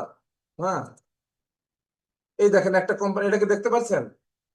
আপনারা দেখতে পাচ্ছেন? হুম। জি স্যার। স্যার কালো স্পট পড়তেছে আর কি স্যার, ব্ল্যাক স্পট আছে। আচ্ছা, এটা আছে, এটা অন্যভাবে দেখাচ্ছি। আপনি মূল জিনিসটা দেখতে পাচ্ছেন কিনা? জি স্যার। সুরমা গার্মেন্টস, এখানে দেখেন 1 বছরের রিটার্ন 2019 সাল, শুধু 1 বছরের রিটার্ন দেখতে পাচ্ছেন? শিডিউল 10 30/11/2019 দেখছেন? জি স্যার। এ দেখেন গভর্নমেন্ট ফি আসছে 1200 টাকা, ফাইলিং ফি, জরিমানা আসছে 16,400 টাকা, ভ্যাট 2000, টোটাল এখানে আসছে 20,000 টাকা, 17,600 যোগ 2,600, 20,000 টাকা এর মানে গভর্নমেন্ট ফি আসছে 1 বছরের জন্য, শুধু 1 বছরের জন্য। 19 সালে রিটার্ন দিছে, 19 সালে রিটার্নটা দেয় নাই সে জমা দিছে কবে, এখানে ডেটও আছে দেখেন, ফেব্রুয়ারি 2025-এ দিছে। তাহলে 19 আর 6 বছর লেট করছে, জরিমানা আসছে 1 বছরে, মানে নর্মাল ফি হচ্ছে 1200 টাকা, আর জরিমানা আসছে তার 16,400 প্লাস ভ্যাট, প্রায় 18-19,000 টাকা জরিমানা আসছে 1 বছরের জন্য। তা যাই হোক, এটা আমার বিষয় না, এগুলো শিডিউল অনুযায়ী আসবে। তারপরে অভিজ্ঞতার জন্য বললাম আপনার, ফি গুলো ইম্পর্টেন্ট। তো যাই হোক, এই হচ্ছে ইস্যু। অ্যানুয়াল রিটার্ন এবার আসেন প্র্যাকটিক্যাল একটু দেখাই, প্র্যাকটিক্যাল দেখাই। আপনারা এই যে হচ্ছে আরজিএসি ওয়েবসাইটে গেলাম, 10টা 5 বেজে গেছে, দেখতেছি না আমরা স্যার। তো কিন্তু দেখতে দেখেন পাচ্ছি না? না। হ্যাঁ হ্যাঁ, আমি দাঁড়ান, শেয়ারটা দিয়ে নেই, আগে শেয়ারটা দিই তারপর দেখেন। দেখেন, আমি মনে করলাম 5 মিনিটে দেখাবো, দেখেন 1 ঘন্টা হয়ে গেল। দেখছে, এটা হচ্ছে আরজিএসির ওয়েবসাইট। আপনারা যাবেন, return filing, post registration activity, এখানে যাবেন। রেজিস্ট্রেশন কোম্পানি হয়ে গেছে, এখন রিটার্ন ফাইলিং, প্রথমটা সেকেন্ডটাই ক্লিক করবেন, রিটার্ন ফাইলিং। নতুন রিটার্ন দিতে গেলে এখানে ক্লিক করবেন, এখানে ক্লিক করলাম, ইউজার নেম পাসওয়ার্ড, এটা কোম্পানির ইউজার নেম পাসওয়ার্ড দিতে হবে, ঠিক আছে? এখানে ব্যক্তি দিলে হবে না, এখানে একটা দিলাম, আমার কাছে একটা পাসওয়ার্ড এখানে সেভ করা ছিল, দিলাম, হ্যাঁ নিয়ে নিছে, হ্যাঁ নিয়ে নিছে রিটার্ন। এই দেখেন, অ্যানুয়াল রিটার্নে ক্লিক করলাম, এখানে ইয়ে দেওয়া আছে, মার্ক করা আছে, অ্যানুয়াল রিটার্ন ক্লিক করলাম। আমরা যে অ্যাকনলেজমেন্ট বের করছি দেখেন, এখানে অলরেডি দেওয়া আছে অ্যাকনলেজমেন্ট, দেখছেন? 23B profit and loss, schedule 10, balance sheet, forwarding. Just এগুলো ক্লিক করে করে আপনি ফিল আপ করবেন। এবং এটা কিন্তু আমি গতদিন আমি কিন্তু এক্সেস নিছিলাম, আমি দেখিয়েছি। তারপরে আমি 23B-তে গেলাম, এখানে অডিটরের নাম, কবে অ্যাপয়েন্টমেন্ট, এটা দিয়ে দিবেন, এন্ট্রি দিয়ে দিবেন, ব্যাস। প্রফিট অ্যান্ড লস, এখানে AGM date, year ending, turnover, gross profit, net profit, 3টা এন্ট্রি দিলে হবে। স্যার এখানে একটু স্যার ওই যে একটু ঢুকেন স্যার। প্রফিট অ্যান্ড লস, হ্যাঁ এই বলেন। যে এখানে যে এজিএম ডেটটা, এটা কি আমরা ওই যে 31 ডিসেম্বর 2000 হ্যাঁ হ্যাঁ হ্যাঁ যেটাই হ্যাঁ হোক ওইটাই হ্যাঁ, রাখবো, নাকি ওই যে ওইটাই রাখবেন, হাইকোর্ট ওইটাই থেকে রাখবেন। হয়ে আসার পরে আবার চেঞ্জ হবে কোনো কিছু? না না, ওইটা দিতে হবে আপনাকে, শিডিউল 10-এর ডেটটা দিবেন এখন। ওকে স্যার, বুঝতে পারছি। আর ইয়ার এন্ড হচ্ছে প্রতি বছরের যে ইয়ার এন্ড, ওইটা দিবেন, gross profit, net profit, turnover. তারপরে আসেন ব্যালেন্স শিট, ব্যালেন্স শিটটা বসাবেন এখানে, ওই যে আপনার অডিট রিপোর্ট দেখে দেখে এগুলো বসায় দিবেন, ভাই এগুলো শেখারও কিছু নাই, অডিট রিপোর্ট দেখে দেখে এগুলো বসায় দিবেন, ব্যাস। যে যে হেডে, ওই হেডে বসায় দিবেন। স্যার লোন বা মর্টগেজ থাকলে কি কোনো ইস্যু আছে এখানে? আপনি বললাম তো, অডিট রিপোর্ট দেখে দেখে বসায় দিবেন, ওকে স্যার। ঠিক আছে? এই। আর মর্টগেজ যদি আরজিএসি যে ফিগারটা, ওইটা দেখানোই ভালো, ঠিক আছে? স্যার এই আইডি পাসওয়ার্ডটা আছে কখন জেনারেট হয়, কোন স্টেজে? এটা কি কোম্পানি ফর্মের সময় নাকি পরে করতে হয়? কোম্পানি যেদিন রেজিস্ট্রেশন হয়, যেই দিন কোম্পানি রেজিস্ট্রেশন হয়, ওই দিনই এমডি মেইলে ওইটা যাবে, এমডি সাহেবের যে মেইল নাম্বার, ওই মেইলে ইউজার আইডি পাসওয়ার্ডটা যাবে। আর ওই ইউজার আইডি পাসওয়ার্ডটা যদি আপনারা না নেন, তাহলে খবর আছে, ওই ইউজার আইডি পাসওয়ার্ড বের করতে গেলে মানে সেই প্রচুর কষ্ট হয়, প্রচুর দৌড়াদৌড়ি করতে হয় আরজিএসিতে, ঠিক আছে? এইবার দেখে শিডিউল 10টা ক্লিক করলাম, এভাবে ফিল আপ করবেন। হ্যাঁ, ওই যে আপনি হার্ড কপিটা ফিল আপ করছেন না, আপনারা সবাই খেয়াল করেন, জি স্যার। আমরা এতক্ষণ হার্ড কপিটা ফিল আপ করছি না, ওই হার্ড কপি দেখে দেখে এখানে ফিল আপ করবেন।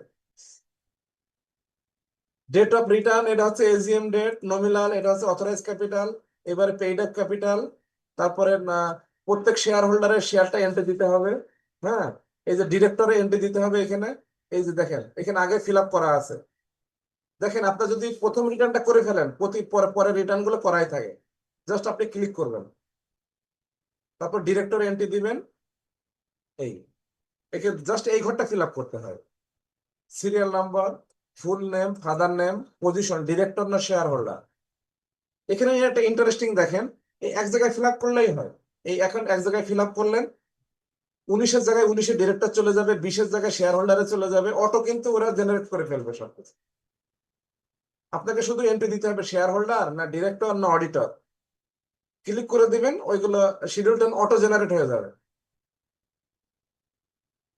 এন্ট্রি কিন্তু এক জায়গায় দিতে হয়, কিন্তু শিডিউল টেনে দেখছেন তো কত জায়গায় এন্ট্রি হয়ে যায়। যাক, এই দেখাইলাম আমার শিডিউল, আমার অ্যানুয়াল রিটার্ন শেষ, ক্লোজ। স্যার এখানে সফট কপি, এটা কি দেখলাম, সফট কপি কি জেনারেট করতে হবে? কোনটা? নিচে কোথায় জানি দেখলাম, মনে হয় নিচে নিচে স্যার, না না, ওগুলো করতে হয় না, ওগুলো করলে আমি এই যে বলতাম, যে ওগুলো সফট দেয়া থাকে। ডকুমেন্ট আপলোড করতে হয় না বা না, কিছু? ওগুলো করতে হয় না, করতে হয় না, ঠিক আছে। Okay sir. তাহলে এই হচ্ছে আমার ক্লোজ। অ্যানুয়াল রিটার্ন বললাম 5 মিনিট, হয়ে গেল 1 ঘন্টা। স্যার তাহলে তার মানে দেখুন, আমার কিন্তু এই ধরনের কোনো কাজের জন্য আর্জেন্সিতে যাওয়ার দরকার নেই, সব পোর্টাল সিস্টেম, তাই কি? সব আরজেসিতে যাওয়ার দরকার নেই, সব বাসায় বসে করতে পারবেন। জমাটা দিতে হবে, সব করে ফাইলটা জমা দিতে হয় আরজেসি। আরজেসিতে দিয়ে, আরজেসি দেওয়ার পরে আপনার 2-3 দিন ওয়েট করবেন।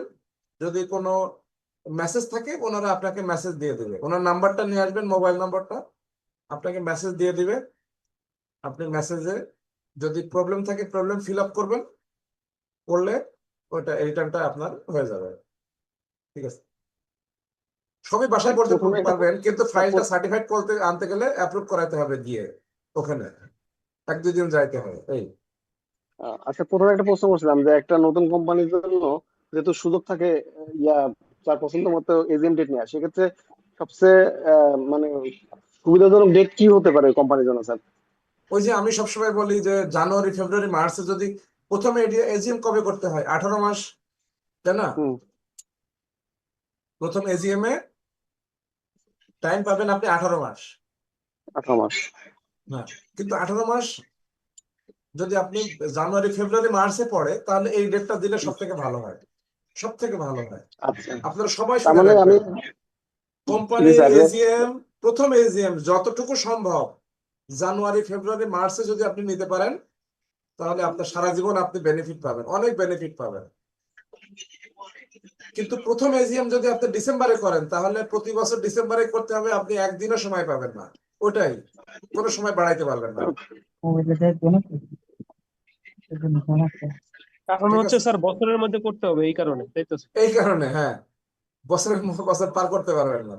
কিন্তু আপনি যদি জানুয়ারি মাসে এজিএম করেন, তাহলে বছর পার হইতে কত বাকি, আরো 11 মাস বাকি আছে, তাই না ভাই? বুঝছেন বিষয়টা? মানে স্যার জানুয়ারিতে করতে পারলে সবচেয়ে বেশি ভালো। সব থেকে বেশি ভালো। আপনি স্যার জানুয়ারিতে যদি জানুয়ারিতে করেন, না মার্চে সবচেয়ে ভালো? হ্যাঁ হ্যাঁ, জানুয়ারিতে করবো, আমার যদি অপশন থাকে আমি কি জানুয়ারিতে করবো না মার্চে করবো? একই জিনিস, জানুয়ারি করা মার্চে করা একই জিনিস। কারণ কারণ আমি বলি, আপনি এই বছর জানুয়ারিতে করছেন, পরের বছর তো আপনি মার্চে করতেই পারবেন, পারবেন না? ও আমার ক্যালেন্ডার ইয়ার তো থেকে যাবে। থেকে যাবে। আর ওই যে 15 মাস টাইম আছে তো, আপনি জানুয়ারি মাস হুম। করলে পরের 15 মাস মার্চে গিয়ে ঠেকতেছে, আবার ইয়ার এন্ড থেকেও মার্চে গিয়ে ঠেকতেছে। তার মানে আপনি তার জানুয়ারিতে মানে করাও যা, আপনি ফেব্রুয়ারিতে করাও যা, মার্চে করাও, একই কথা, একই কথা। তার মানে মোটা দাগে আমরা ভালো বুঝলাম যে আমার যখন অপশন থাকবে আমি ট্রাই করবো জানুয়ারি থেকে মার্চের ভিতরে কোনো জায়গায় প্রথম ডেটটা নেওয়ার। এজিএমটা করবেন, প্রথম এজিএমটা যখন আপনি নেবেন, পরবর্তীতে টাইম পাবেন। আর প্রথমটা যদি আপনি ভুল করেন, সারা জীবন আপনাকে পস্তাইতে হবে। ঠিক আছে, আর আমি বললাম আবারও বোঝেন, জানুয়ারিতে যদি আমি এই বছর করি, পরবর্তীতে আমি মার্চে করতে পারবো। এই বছরে যদি আমি মার্চে করবো, তার পরবর্তীতে মার্চে করতে পারবো। তো জানুয়ারি ফেব্রুয়ারি মার্চে রাখলেই হবে। ঠিক আছে, ওকে, দ্যাটস ইট। এবার আসেন আমরা শেয়ার নিয়ে কিছু কিছু দেখি, আমার অনেক টাইম চলে গেছে, টাইম নাই। শেয়ার নিয়ে কিছু কথা এগিয়ে রাখি, আজকে শেয়ার নিয়ে অনেক কিছু আমার প্ল্যান ছিল, কিন্তু আজকের জিনিসটা ফ্রুটফুল। আমরা গত 2-3টা ক্লাসে যা করলাম, যা শিখলাম, তার একটা প্র্যাকটিক্যাল ক্লাস হইলো। আপনারা আজকের ক্লাসটা তো বুঝছেন সবাই, চেষ্টা করছি আমি বোঝানোর জন্য।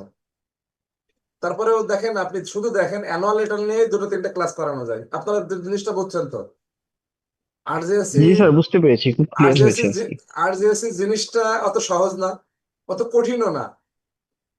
অনেকে একটা ক্লাস, একদিনের ক্লাস করায়, আমিও একদিনের সেমিনার নেই। আবার এখানে আপনারা 10 দিনের ক্লাস করতেছেন, কিন্তু এটা যদি মনে করে আমি 6 মাস করাবো, ইভেন আপনি যদি বলেন মোহন ভাই 1 বছর নেবেন আপনি, তারপরে আমি নিতে পারবো। কারণ এত ডিটেলস আছে, নট অনলি কোম্পানি, এর সাথে রিলেটেড অনেক কিছু ইস্যু আছে। কোম্পানি ল পড়াইতে ধরেন আমরা আইসিএসবি তে চার্টার্ড সেক্রেটারি পড়ছি, কোম্পানি ল শিখছি, ওখানে কোর্স 2.5 বছরের কোর্স, ঠিক আছে? তা লাস্ট 3টা লেভেলে কোম্পানি ল শেখানো হয়, লেভেল 3, 4, 5। তা 3, 3, 6, 18, 1.5 বছর শেখানো হয় কোম্পানি আইন, সেক্রেটারিয়াল প্র্যাকটিস। আমরা ধরেন 1.5 বছর শিখছি, তাহলে আমি আপনাদেরকেও 1.5 বছর শিখাইতে পারবো, ক্লাস দিতে পারবো এই কোম্পানি আইন, সেক্রেটারিয়াল প্র্যাকটিস, এই আরজেসি নিয়ে আমিও 1.5 বছর ক্লাস দিতে পারবো আপনাকে। মানে আমি বলতে চাচ্ছি জিনিসটা অনেক ডিটেলস আছে, অনেকে একটা ক্লাসে করে। এখানে আমরা সর্বোচ্চ দেখেন বিস সলিউশন আপনাদেরকে 10টা ক্লাসে করাচ্ছে, ঠিক আছে? ইচ্ছা করলে আরো লং করা যায়, কিন্তু 10টা ক্লাসে আমরা চেষ্টা করবো আপনাদেরকে বেসিকটা জেনারেট করার জন্য, ইনপুটটা দেওয়ার জন্য, যাতে আপনারা ফার্দার কোনো কিছু ফার্দার কোর্স করতে পারেন, অথবা ওইগুলো সবার সাথে কনসালটেন্টদের সাথে বসে আপনি সলভ করতে পারেন। কিছুক্ষণ টিকে থাকা যায়, যাতে কারো কাছে শোনা পর্যন্ত যাতে টিকে যায়। আচ্ছা ঠিক আছে, আমি আচ্ছা শেয়ারে স্যার, যাব। হ্যাঁ বলেন স্যার বলেন বলেন স্যার, বলেন। ওই স্যার এফডিআই রিটার্নটা নিয়ে একটু যদি দেখাতেন। হ্যাঁ এফডিআই, এফডিআই রিটার্নটা এটা যেটা কোন হচ্ছে জিনিস? ফরেন যে, ওই যে ফরেন ইনভেস্টমেন্টের যদি কোনো কিছু থাকে কোম্পানিতে, সেটা হ্যাঁ। রিটার্ন জমা দিতে হয়, সেটা যদি একটু দেখাতেন। এইটা আমরা একটু, ওই যে আমি বললাম আপনাদেরকে, হ্যাঁ বিডা ব্যাংকের ইস্যু গুলো আমরা লাস্ট 2-3টা ক্লাসে, আপনি প্লিজ এই কোশ্চেনটা আপনি মনে রাখেন, হ্যাঁ ভুলে যাবেন না। আপনি লাস্ট ক্লাসগুলোতে আমরা যখন এগুলো আলোচনা করব, হ্যাঁ তখন ওইটা নিয়ে ঠিক ডিটেলস আছে, ঠিক কথা আছে বলবো। স্যার, ওকে, হ্যাঁ সমস্যা নেই স্যার। হ্যাঁ, বিডা, আরজেসি, যেহেতু আইআরসি, ইআরসি, ইনকাশমেন্ট, হ্যাঁ এইটা কিন্তু আমাদের কোনো আর একটা বলে রাখি, এই যে আপনি যে ইস্যুটা রেজ করলেন, এটা কিন্তু আরজেসির কোনো ইস্যুই না। এটা কারা ইস্যু জানেন? কোম্পানির অ্যাকাউন্টসে ব্যাংক, বাংলাদেশ ব্যাংকে রিপোর্টিং করে। হ্যাঁ, এটা হচ্ছে টোটাল আমাদের প্র্যাকটিসেরও পার্ট না, এটা হচ্ছে ওই ব্যাংক আর বাংলাদেশ ব্যাংক, এই দুইটা ওদের পার্ট। ব্যাংক বাংলাদেশ ব্যাংকে রিপোর্ট করে, এবং কোম্পানির হেল্প নাই, কোম্পানির যে অ্যাকাউন্টস ডিপার্টমেন্ট আছে তাদের হেল্প নাই, ঠিক আছে? তারপরে আমি জিনিসটা আপনাকে যতটুকু পারবো বলবো। আজকে তো আমি হাঁপাইতেছি, এই জন্য আমি আজকে নিতে যাচ্ছি না, ঠিক আছে? স্যার একটা প্রশ্ন ছিল। বলেন। সেটা হচ্ছে স্যার, 1 পার্সন কোম্পানির ক্ষেত্রে ব্যক্তি তো একজনই, নোটিশ কি নিজেরাই নিজে করবে, আবার নিজেই নিজে মিটিং করবে? এটা কিভাবে হবে স্যার? না আমি স্যার যতটুকু, কোম্পানি স্যার, একটু স্যার একটু সংক্ষেপে স্যার বলে দিন আর কি, মেম্বার ডাইরেক্টর মানে এখানে একটু কনফিউশন, মানে একজন কি সব জায়গায় কিভাবে এটাই হবে আর কি। রাইট রাইট, এটাই আমরা স্যার কিন্তু, জিজ্ঞেস করতেছিলাম। হ্যাঁ ঠিক আছে, আমরা কিন্তু আলোচনা করছি বিষয়টা, তারপরে আমি বারবার করব। তা কোশ্চেনটা একটু শর্টে বলে দিই। এখন ওপিসি কোম্পানি নতুন হয়েছে, রেজিস্ট্রেশন হয়েছে, আপনি দেখলাম 500-600 রেজিস্ট্রেশন হয়েছে, কিন্তু এর কমপ্লায়েন্স গুলো এখনো শুরু হয় নাই, বুঝছেন কিনা? এর কমপ্লায়েন্স গুলো এখনো শুরু হয় নাই। তবে আমরা যতটুকু জানতেছি এখন, ও 1 পার্সন কোম্পানির নোটিশ লাগবে না, কি বুঝলেন?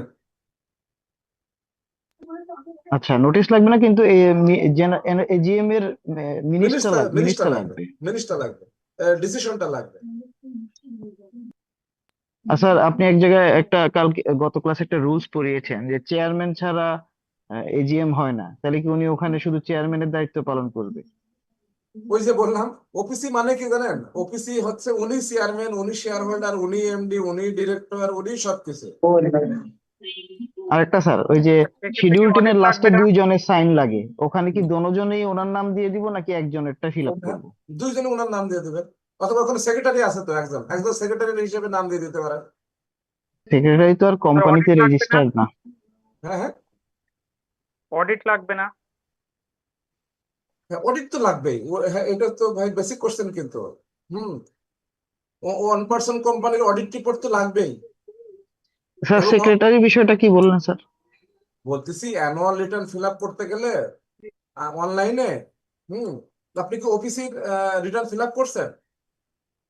না স্যার, আমি তো আরজেসি এটা যত পারি না। হ্যাঁ, এইবার আসেন। হ্যাঁ, কিছু কোশ্চেন আছে আমি অ্যান্সার করতে পারবো না, কিন্তু আমি আপনাকে ধারণা দিতে পারবো। আমাদের সফটওয়্যারে যেভাবে রিটার্নের প্রিপারেশন করছে, যারা সফটওয়্যার তৈরি করছে, তারা কিন্তু খুবই নলেজেবল। আর যে দীর্ঘদিন ধরে ওনারা কাজ করে। আপনি যখন অফিসের শিডিউল টেনে ঢুকবেন, ও শিডিউল টেনের ফরম্যাটটা দেখবেন আলাদা। আমি এখনো অফিসে রিটার্ন হ্যাঁ, অফিসে রিটার্ন তো আমি দিছি কয়েকদিন আগে, কিন্তু অনলাইনটা আমি করি নাই। দেখি একটু অফিসে রিটার্ন দেখছেন, তাহলে আর আমি আজকে দেখি ক্লাসটা একটু আপনারা ধৈর্য ধরে 10 মিনিট একটু বেশি সময় দিয়ে না। আমি শামসুল অফিসে হককে, শামসুল হক স্যার এই বারবার ডিস্টার্ব শামসুল হক করতেছেন। কে? উনি ডিস্টার্ব করতেছে প্রচুর, মানে মিউট করার ব্যবস্থা করেন। ভাই আপনি বেরোয় যান, শামসুল হক একটু বেরোয় যান তো, আপনি মানে পার্সোনাল ইউজ করতেছেন, ক্লাস করতেছেন না। আচ্ছা, সবাই লাইনে থাকেন, একটু মিউট করে দিলেই হবে, একটু একটু মিউট করে দেন আপনারা। হ্যাঁ,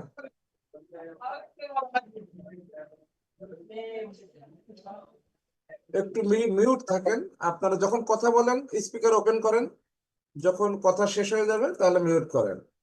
সবাই ব্যস্ত আছে, সবাই এখানে সবাই ব্যস্ততার মধ্যে আছে, একটু মিউট করে রাখলে সমস্যা হবে না। আমি তো কয়েকদিন আগে একটা অফিসে রিটার্ন দিচ্ছি।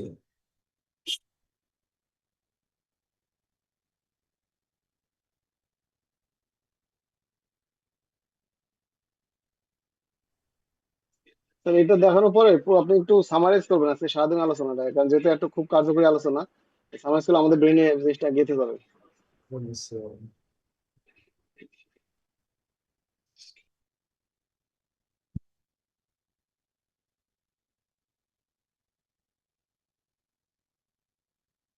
স্যার আপনার পিসিতে মনে হয় প্রবলেম নাকি স্যার?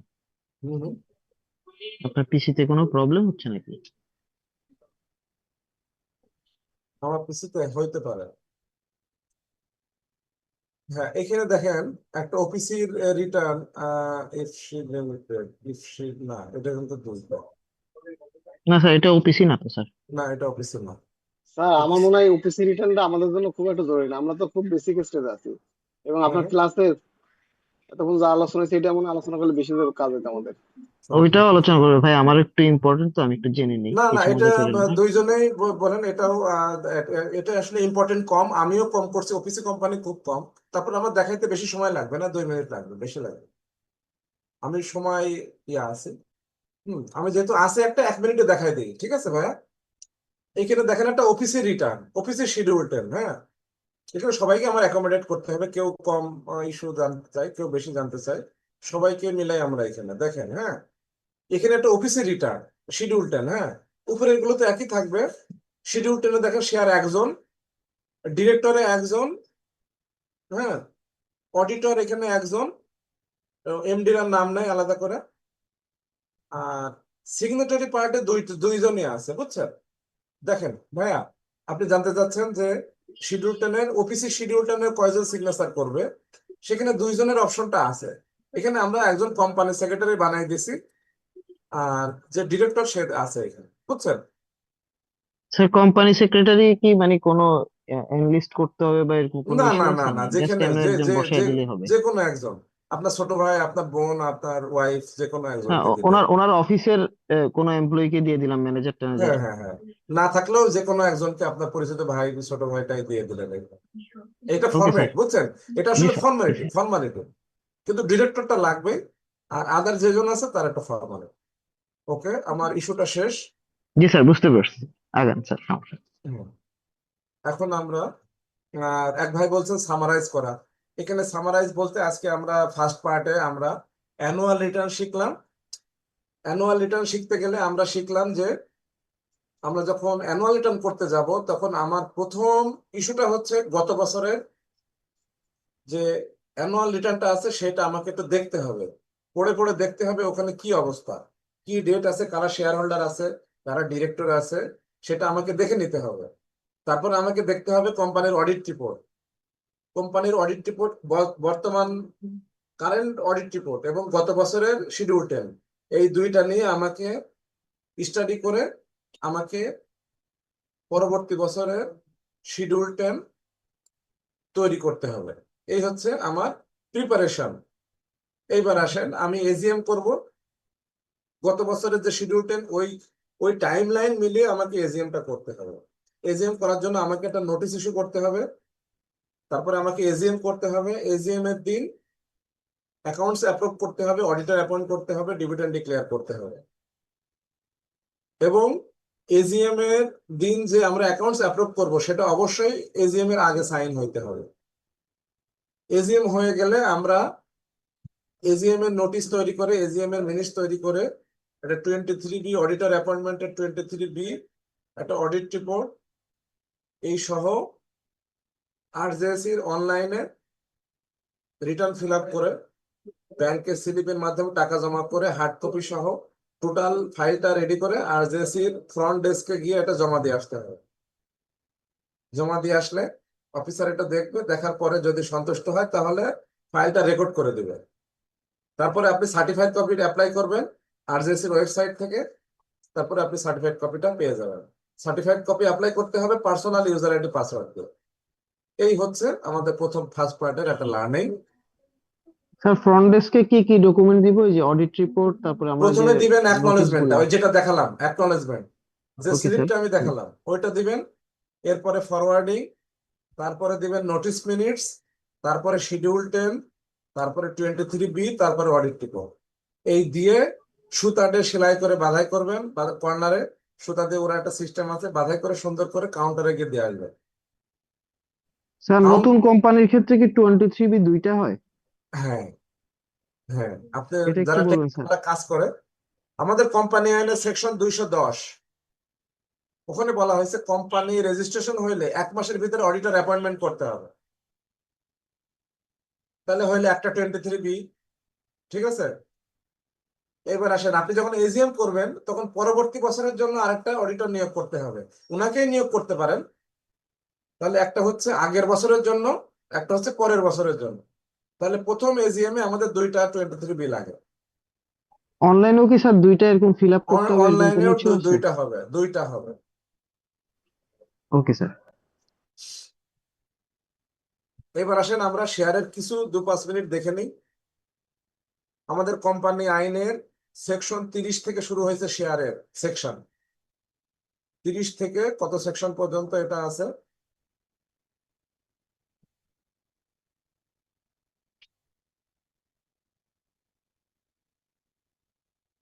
তিরিশ থেকে 70,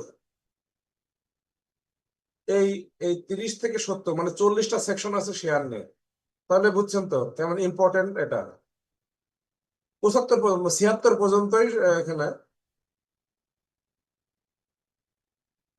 76 পর্যন্ত, 30 থেকে 76, তাহলে 46টা সেকশন, 47টা সেকশন আছে এখানে শুধু শেয়ারের উপরে। তাহলে বোঝেন শেয়ারটা কত গুরুত্বপূর্ণ একটা কোম্পানি আইনের চ্যাপ্টার। তা আমরা প্রথম থেকে শুরু করি। আমরা শিডিউলে কিন্তু ফার্স্ট শিডিউলে কিছুটা পড়িয়েছি আপনাদেরকে, শেয়ার নিয়ে কিছু আলোচনা করছি, তারপরে আবার পড়াই এখানে। আজকে কিছু পড়াবো, সামনের দিন কিছু পড়াবো, প্র্যাকটিক্যাল করবো।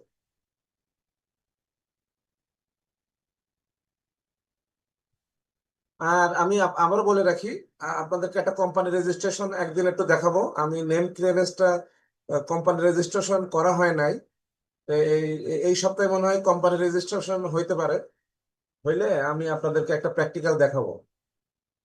হ্যাঁ, আপনার ক্লাস শেষ হওয়ার আগে আমি একটা প্র্যাকটিক্যাল দেখাবো, ফিল আপ করা কিভাবে ফিল আপ করা আছে, কিভাবে প্রসেস করতে হয়, ফুল একটা সুন্দরভাবে একটা প্রসেস দেখাবো।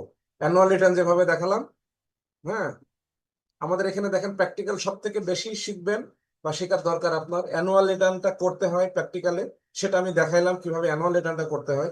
শেয়ার ট্রান্সফারটা পড়াচ্ছি, এটাও আমি পড়াবো কিভাবে শেয়ার ট্রান্সফারটা অনলাইনে এন্ট্রি সহ ফুল সুন্দরভাবে দেখাবো, ঠিক আছে। 30 নম্বরে বলছে শেয়ারের প্রকৃতি। হ্যাঁ, শেয়ারের প্রকৃতি, নেচার অফ শেয়ারস। আচ্ছা, আমি আমি আপনাদেরকে রিকোয়েস্ট করি, 10:30 বেজে গেছে, আমি শেয়ারের থিওরি 1.5 ঘন্টা ফুল ক্লাস দিচ্ছি, আমিও হাঁপিয়ে গেছি। নতুন থিওরি আমি আজকে আর শুরু করতেছিলাম। হ্যাঁ, নেক্সট ক্লাসে আমরা শেয়ারটা শুরু করবো। বলেছে আপনাদের কিছু প্রশ্ন বা কিছু জিজ্ঞাসা বা ক্লারিফিকেশন থাকলে ওটা নিয়ে 2-5 মিনিট ডিসকাশন করে ক্লোজ করবো। কারণ এখানে শেয়ারের দেখতেছেন তো বিশাল টপিকস। আমি ভালো একটা মুড লাগবে, 1.5 ঘন্টা ক্লাস নেই, ওই মুডে আমি নাই, ঠিক আছে। স্যার একটা কোশ্চেন ছিল স্যার। হ্যাঁ বলেন। তো আগে বলে নিই আমি, তাহলে নেক্সট ক্লাসে আমরা শেয়ারের উপরে, শেয়ারের 2টা ক্লাস থাকবে আমার। সামনের ক্লাসটা থিওরি প্লাস কিছু প্র্যাকটিক্যাল, এরপরে ক্লাসটাও। আর এখানে ক্লাস অ্যালোকেশন বলতে দেখেন, আমরা কিন্তু ক্লাসগুলো আমি কিন্তু খুব একটা ইয়ে নিয়েই শিখাই, আমরা একটা ইন্ট্রোডাকশন ক্লাস নিয়েছি, একটা ইন্ট্রোডাকশন ছিল, পরের ক্লাসটাও একটি ইন্ট্রোডাকশন প্লাস আদার ছিল, তাহলে দুইটা। এরপরে আমরা শিখিয়েছি কোম্পানির রেজিস্ট্রেশন, তারপরে কোম্পানির এজিএম, ডিরেক্টর এবং আদার কিছু মেমোরেন্ডাম, আর্টিকেলস, কোম্পানির এইগুলো নিয়ে 5টা ক্লাস হয়েছে আমাদের এই পর্যন্ত। হ্যাঁ, আজকে নিয়ে 5টা ক্লাস হয়েছে। তাহলে আমাদের 5টা ক্লাস হয়ে গেল, আর আছে 5টা ক্লাস। হ্যাঁ, সেটা যদি আমরা প্ল্যান করি তাহলে ভালো হবে। একটু আপনাকে বলে নিই, নেক্সট 5টা ক্লাসে আমরা উম, আহ, আমার 3টা ক্লাস লাগবে। আমার শেয়ার নিয়ে 2টা ক্লাস প্লাস একটু ট্রাই করব অন্য ইস্যু নিয়ে আলোচনা করার জন্য। আর থাকবে আহ, আর থাকবে winding up, accounts, audit, inspection, কিছু, এই তো। আর কিছু ওই যে নন প্রফিট অর্গানাইজেশন নিয়ে কিছু ডিসকাশন থাকবে। তার মানে আগামী 3টা ক্লাস আমার আরজেএসসি কোম্পানি আইন নিয়েই থাকবে। তাহলে আদার টপিকস নিয়ে আমার হচ্ছে লাস্ট 2টা ক্লাস আমি আপনাদেরকে নিতে পারবো। 2টা ক্লাস নিব।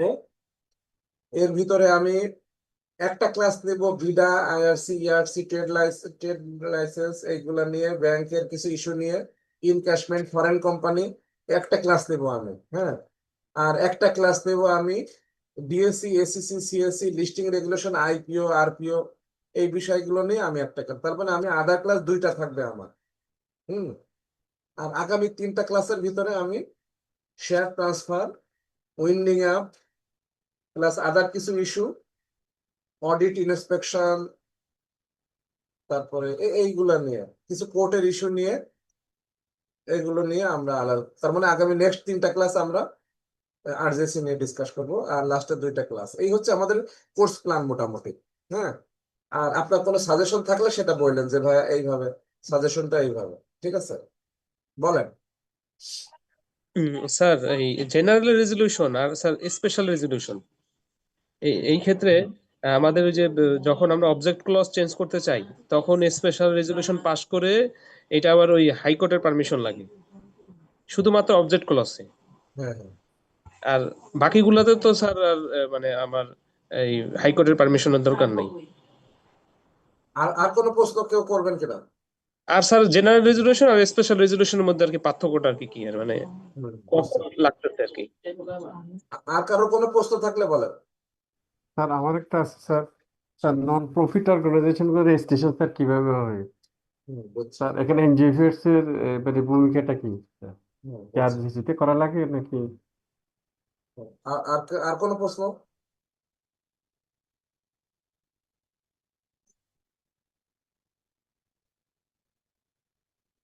আচ্ছা, 2টা ভাই প্রশ্ন করছেন, একটা হচ্ছে special resolution, general resolution. Resolution কত প্রকার, কি কি? এটা হচ্ছে রেজুলেশন 3 প্রকার। একটা হচ্ছে জেনারেল রেজুলেশন বা অর্ডিনারি রেজুলেশন বলে। আসলে জেনারেল রেজুলেশন বলে না, ওটাকে বলতে হয় অর্ডিনারি রেজুলেশন। একটা স্পেশাল রেজুলেশন আর একটা হচ্ছে এক্সট্রা অর্ডিনারি রেজুলেশন। ঠিক আছে, 3টা। অর্ডিনারি রেজুলেশন পাস হয় 51% ভোট পড়লেই অর্ডিনারি রেজুলেশন পাস হয়। স্পেশাল রেজুলেশন 75% ভোট লাগে, এক্সট্রাঅর্ডিনারি রেজুলেশনে 75% ভোট লাগে। ঠিক আছে, জি স্যার। একটা ইস্যু। তাহলে তাহলে স্যার দুইটার মধ্যে পার্থক্য স্পেশাল আর এক্সট্রাটার মধ্যে পার্থক্য থাকে? হ্যাঁ, হ্যাঁ, ওই যে বললাম। স্যার দুইটাই 75%, তাহলে এই দুইটার মধ্যে পার্থক্য কি মানে কোনটা স্পেশাল? কোনটা? স্যার স্পেশাল আর হচ্ছে এক্সট্রা অর্ডিনারি এই দুইটার মধ্যে পার্থক্য তাইলে কি স্যার? স্পেশাল আর এক্সট্রা অর্ডিনারি না, এর ভিতরে শুধু ভাষাগত পার্থক্য, এছাড়া কোনো পার্থক্য না। দুইটা সেম তাইলে? হ্যাঁ। সেম তাইলে স্যার? হ্যাঁ, যদি বলেন সেম। এখন বলেন অবজেক্টিভ ক্লজ চেঞ্জ করবেন, তাহলে কি এক্সট্রা অর্ডিনারি রেজুলেশন নিলে হবে? না না, ওখানে তো বলা আছে স্যার স্পেশাল রেজলিউশন লাগবে। হ্যাঁ, তাহলে আপনি যে বললেন সেম, মানে একটা সেন্সে সেম, মানে জিনিসটার ফর্মালিটি সেম, কিন্তু শব্দ চয়নটা আলাদা। শব্দ কেন আলাদা বলতে পারবেন? না স্যার আইডিয়া। এটা কেউ বলতে পারে না, কারণ কোম্পানিতে লিখছে। এই দেখেন, দেখেন এখানে, হ্যাঁ, এখানে দেখেন,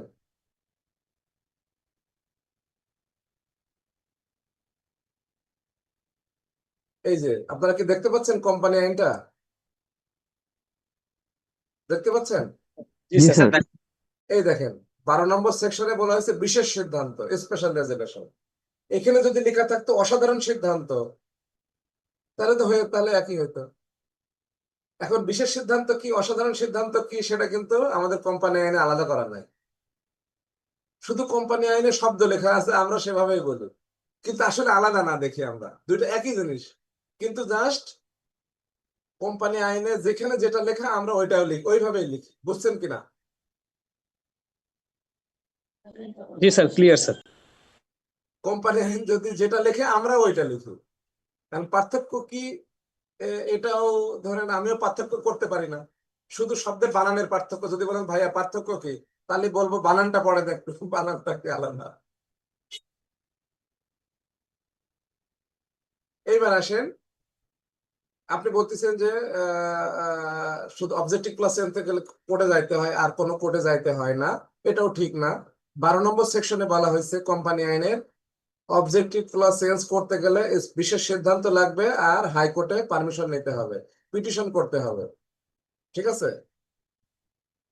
আবার দেখেন সেকশন 59, 58, এই দেখেন 59, 59 দেখছেন, দেখতে পাচ্ছেন? জি স্যার। এইখানে দেখেন বিশেষ সিদ্ধান্ত লেখা আছে, জি জি। লেখা আছে। এখানে কি বলছে, শেয়ার মূলধন হ্রাস কি লাগবে, বিশেষ সিদ্ধান্ত লাগবে। আবার এখানে কি বলা আছে 60 নম্বর সেকশনে, শেয়ার মূলধন হ্রাস করতে গেলে আদালতের পারমিশন লাগবে। দেখছেন এখানে 60 নম্বর। জি জি জি। তাহলে 12 নম্বর সংঘ স্মারক পরিবর্তন করতে গেলেও আদালত লাগবে, এখানেও আদালত লাগবে। ঠিক আছে কিনা? সেকশন 41 দেখেন, 43, সেকশন 43 দেখেন, এখানে বলতেছে আদালত। দেখতে পাচ্ছেন 43, শেয়ার রেজিস্টারে যদি কোনো ঝামেলা হয়, কেউ যদি দুর্নীতি জালিয়াতি করে, তারপরে হাইকোর্টে যাইতে হবে। কিন্তু এখানে স্পেশাল রেজুলেশন লাগবে না, এখানে স্পেশাল রেজুলেশন লাগবে না, বোর্ড রেজুলেশন করে আপনি আদালতে যাইতে পারবেন। ঠিক আছে? স্যার সদস্য বহি জিনিসটা কি? সদস্য বই মানে মেম্বার রেজিস্টার, ইংলিশই বলছে, ইংলিশই না, মেম্বার রেজিস্টার। বুঝতে পারছেন? এখন সেটাও যদি বলেন, জিনিসটা কি স্যার, মেম্বার রেজিস্টার? হ্যাঁ সেটাও যদি না বোঝেন, তাহলে বলবো স্কুলে হাজিরা খাতা, আপনি স্কুলে যখন গেছেন একটা রোল নম্বর ডাকার জন্য একটা খাতা থাকে না, জি স্যার, থাকে। ওইটাকেও আপনি বলতে পারেন যে সদস্য বই। আপনি যখন স্কুলে পড়তেন তখন আপনার থাকতো কি, কি বলতো ওটা, হাজিরা খাতা, তাই না? জি স্যার। তাহলে কি বলবো, অ্যাটেন্ডেন্স বুক। আর আপনি যখন কোম্পানিতে শেয়ার হোল্ডার হবেন, তখন ওরা যে বইটা মেনটেন করে হাজিরা, সেটাকে বলা হয় মেম্বার রেজিস্টার বা সেটা কি সদস্য স্যার বই। আরজেসি তে থাকে নাকি মানে? সদস্য বই থাকবে কোম্পানির কাছে, কোম্পানির এমডির কাছে বা চেয়ারম্যানের কাছে বা সেক্রেটারি সাহেবের কাছে থাকবে। ওখানে লেখা থাকবে কোম্পানির সদস্য কারা, কতটা শেয়ার আছে, তার পজিশন কি। ধরেন আপনার নাম লেখা থাকবে, আমার নাম লেখা থাকবে, সদস্য বইতে 1 নম্বরে ধরেন আমার নাম লেখা থাকবে, মোহাম্মদ মমিনুর রহমান, বাসা এত, পিতার নাম এত, মাতার নাম এত, অ্যাড্রেস এত, কোম্পানিতে তার 100টা শেয়ার আছে, সেই কোম্পানির চেয়ারম্যান। এইভাবে লেখা থাকবে, এটাকে বলা হয় সদস্য বহি। ও আরো লেখা থাকবে আমি কবে শেয়ার কিনছি, কবে শেয়ার বিক্রি করছি, বর্তমান ব্যালেন্স কত, এইগুলো লেখা থাকবে। ঠিক আছে? আর এটা নেক্সটে দেখাবো, আমি এখানে বলছি তারপরে। এবার আসেন অসাধারণ সিদ্ধান্ত কোথায় লেখা আছে, দেখি একটা কোথাও অসাধারণ সিদ্ধান্ত লেখা আছে কেন। স্যার এজিএম ফেল হলে হাইকোর্টের কাছে যেতে হবে, ওইটা কি অসাধারণ নাকি স্পেশাল? সাধারণ না, এটা বোর্ড মিটিং করে যাইতে পারবে, এটার জন্য কোনো এজিএম ইজিএম কিছুই লাগবে না। আচ্ছা আচ্ছা ওকে। বোর্ড মিটিং করবেন আন্ডার সেকশন 81 এবং আন্ডার সেকশন 85। বোর্ড মিটিং করবেন, বোর্ড মিটিং করে হাইকোর্টে পিটিশন করবেন। এখানে এজিএম ইজিএম স্পেশাল অর্ডিনারি কিছুই লাগবে না, শুধু বোর্ড মিটিং এর একটা সিদ্ধান্ত লাগবে। ঠিক আছে?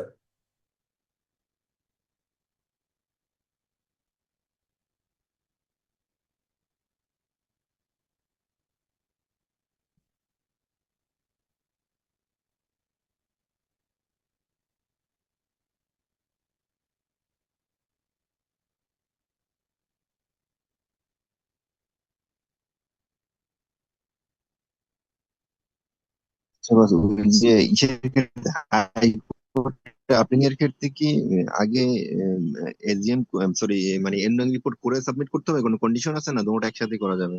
হ্যাঁ হ্যাঁ হ্যাঁ, আবার বলেন। 4 বছর যদি কোনো এন্ডিং রিপোর্ট না করে বা এজিএম না করে, সেক্ষেত্রে যে কন্ডিশনটা ছিল যে হাইকোর্টে আপিং হ্যাঁ, হাইকোর্টে, সেক্ষেত্রে কি আগের মানে এন্ডিং রিপোর্ট প্রিপেয়ার করার পরে হাইকোর্টের সাথে? দুইটা একসাথে করতে পারবেন। অডিট রিপোর্টও করতে শুরু করতে পারবেন, হাইকোর্টে পিটিশন করতে পারবেন, কিন্তু হাইকোর্টের রায় পাওয়ার আগে অডিটটা কমপ্লিট করে ফেলতে হবে। Thank you. বুঝতে পারছেন?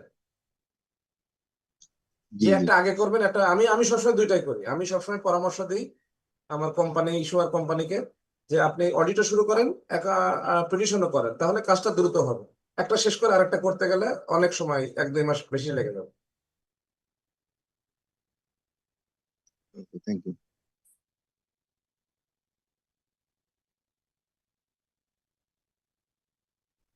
স্যার কিছু অডিটর এখানে ইয়া করে, সেটা হচ্ছে যে এজিএম যেহেতু হয়ই নাই, অডিটর নিয়োগ যেহেতু হয়ই নাই, তাহলে অডিট কেন কেন শুরু করবে আগে? কিছু অডিটর এই প্রশ্ন করছিল আমাকে। সেক্ষেত্রে একটা কাজ হয়ে গেল। সমাধান তো আপনার প্রশ্ন রেডি, সমাধানও রেডি, আনসারও রেডি। আপনি কি বললেন আবার বলেন। না মানে যখন ইস্যুগুলো নতুন শুরু হচ্ছিল তখন তো একদমই আরো মানে জানতামও না ঠিক মতো, তখন হ্যাঁ, এক না আপনি অডিটরের সাথে এরকম হয়েছে আর কি। হ্যাঁ অডিটর বললো আপনি যে এটা আমার আমাকে তো অভিজ্ঞতা এজিএম আছে। করেই নাই, হ্যাঁ, এই যে আপনার আমাকে তো আপনার অডিটর হিসেবে নিয়োগ দেয়ই নাই, তাহলে আমি অডিট করবো কিভাবে? আগে হাইকোর্টের পারমিশন আনেন, তারপরে আমি অডিট করবো। হ্যাঁ, সেক্ষেত্রে আমরা কি প্ল্যান করতাম জানেন? অডিটর অনেকে করে, বোঝে, অনেকে বোঝে না। হ্যাঁ, সেক্ষেত্রে আমরা কি করতাম জানেন? যে কোর্টে পিটিশন করে, ধরেন কোর্টে পিটিশন করতে 4-5 দিন বা 1 সপ্তাহ লাগে। আমরা কোর্টে পিটিশন করে কোর্টের পিটিশনের কাগজটা অডিটরকে দিতাম, যে ভাই এই যে আমরা পিটিশন করছি, কোর্টে প্রসিডিংস আছে, আপনি এখন অডিট রিপোর্টটা শুরু করেন।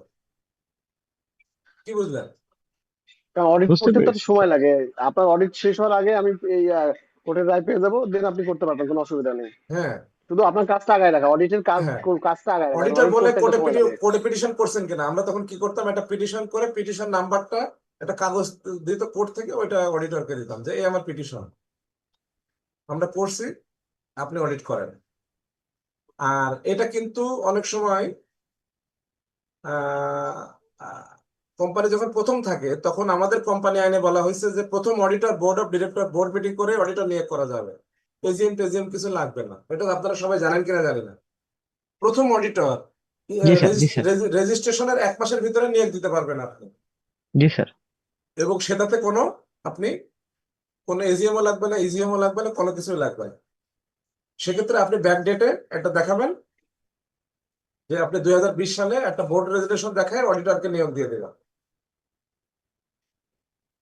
আর আমাদের কোম্পানি আইনে কিন্তু আরো একটা জিনিস স্পষ্ট বলা আছে, হ্যাঁ, যদি এজিএম না হয়, ওই অডিটর কিন্তু প্রত্যেক বছর অডিট করতে পারবে। হ্যাঁ, এটা কিন্তু আমাদের কোম্পানি আইনে বলা আছে।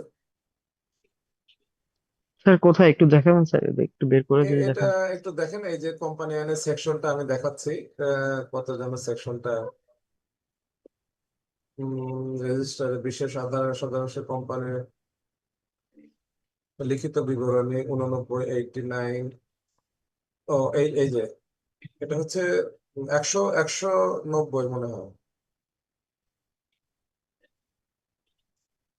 এই দেখেন 190, হ্যাঁ, এই দেখেন সেকশনটা 190।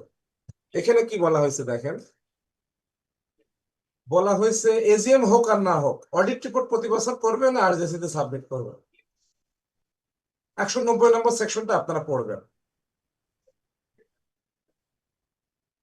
তাহলে দেখেন আমার এজিএম না হলে তাহলে কি অডিট করতে পারবো না?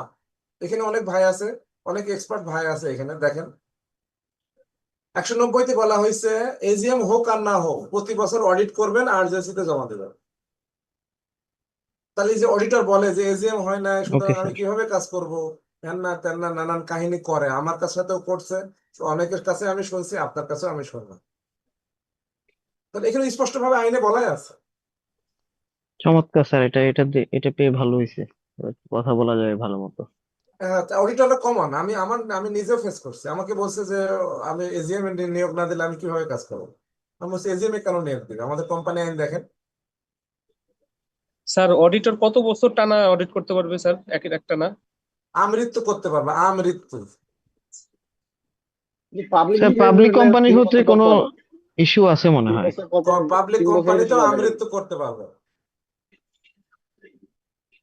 কি জানি স্যার, এখন একবার একটা মৌখিক একটা কি জানি শুনছিলাম। না স্যার, শুধুমাত্র আমরা তো শুনছি অনলি পাবলিক লিমিটেড হলে পাবলিক listed লিমিটেড হইলেও আমৃত্যু করতে পারবে। শুধুমাত্র শুধুমাত্র লিস্টেড কোম্পানি যারা ঢাকা স্টক এক্সচেঞ্জে লিস্টেড কোম্পানি তারা 3 ওকে হ্যাঁ ওকে। বছরের বেশি পাবলিক করতে মানে পারবে। সেটাই, পাবলিক মানে সেটাই বলছি যে না না লিস্টেড ওইটা কোম্পানি হলে বোঝানো আপনি যাবে 3 না, বছর। পাবলিক কোম্পানি আলাদা আর লিস্টেড কোম্পানি আলাদা। Sir Bangladesh security exchange commission আইনে মানে একটা ব্রোকার হাউস 3 বছর করতে পারবে একজন অডিটর দিয়ে। সেটাই বলতে চাচ্ছি, আমি আরো আসতেছি। আমি পাবলিক কোম্পানি আছে বাংলাদেশে 2500 পাবলিক কোম্পানি আছে, আর লিস্টেড কোম্পানি আছে 400 কোম্পানি। সুতরাং পাবলিক কোম্পানি বললে লিস্টেড কোম্পানি আর পাবলিক কোম্পানির কমপ্লায়েন্স একসাথে করে ফেললে আমাদের প্রবলেম আছে, বুঝছেন? স্যার এই দুটা বেসিক ফারাকটা বুঝেন, একটু কাইন্ডলি শেয়ার করলে ভালো হতো। ওই যে ফারাক বলতে কি, আপনি ডিএসসি তে লিস্টেড করালে লিস্টেড কোম্পানি, আপনি যদি লিস্টেড না করান তাহলে লিস্টেড না।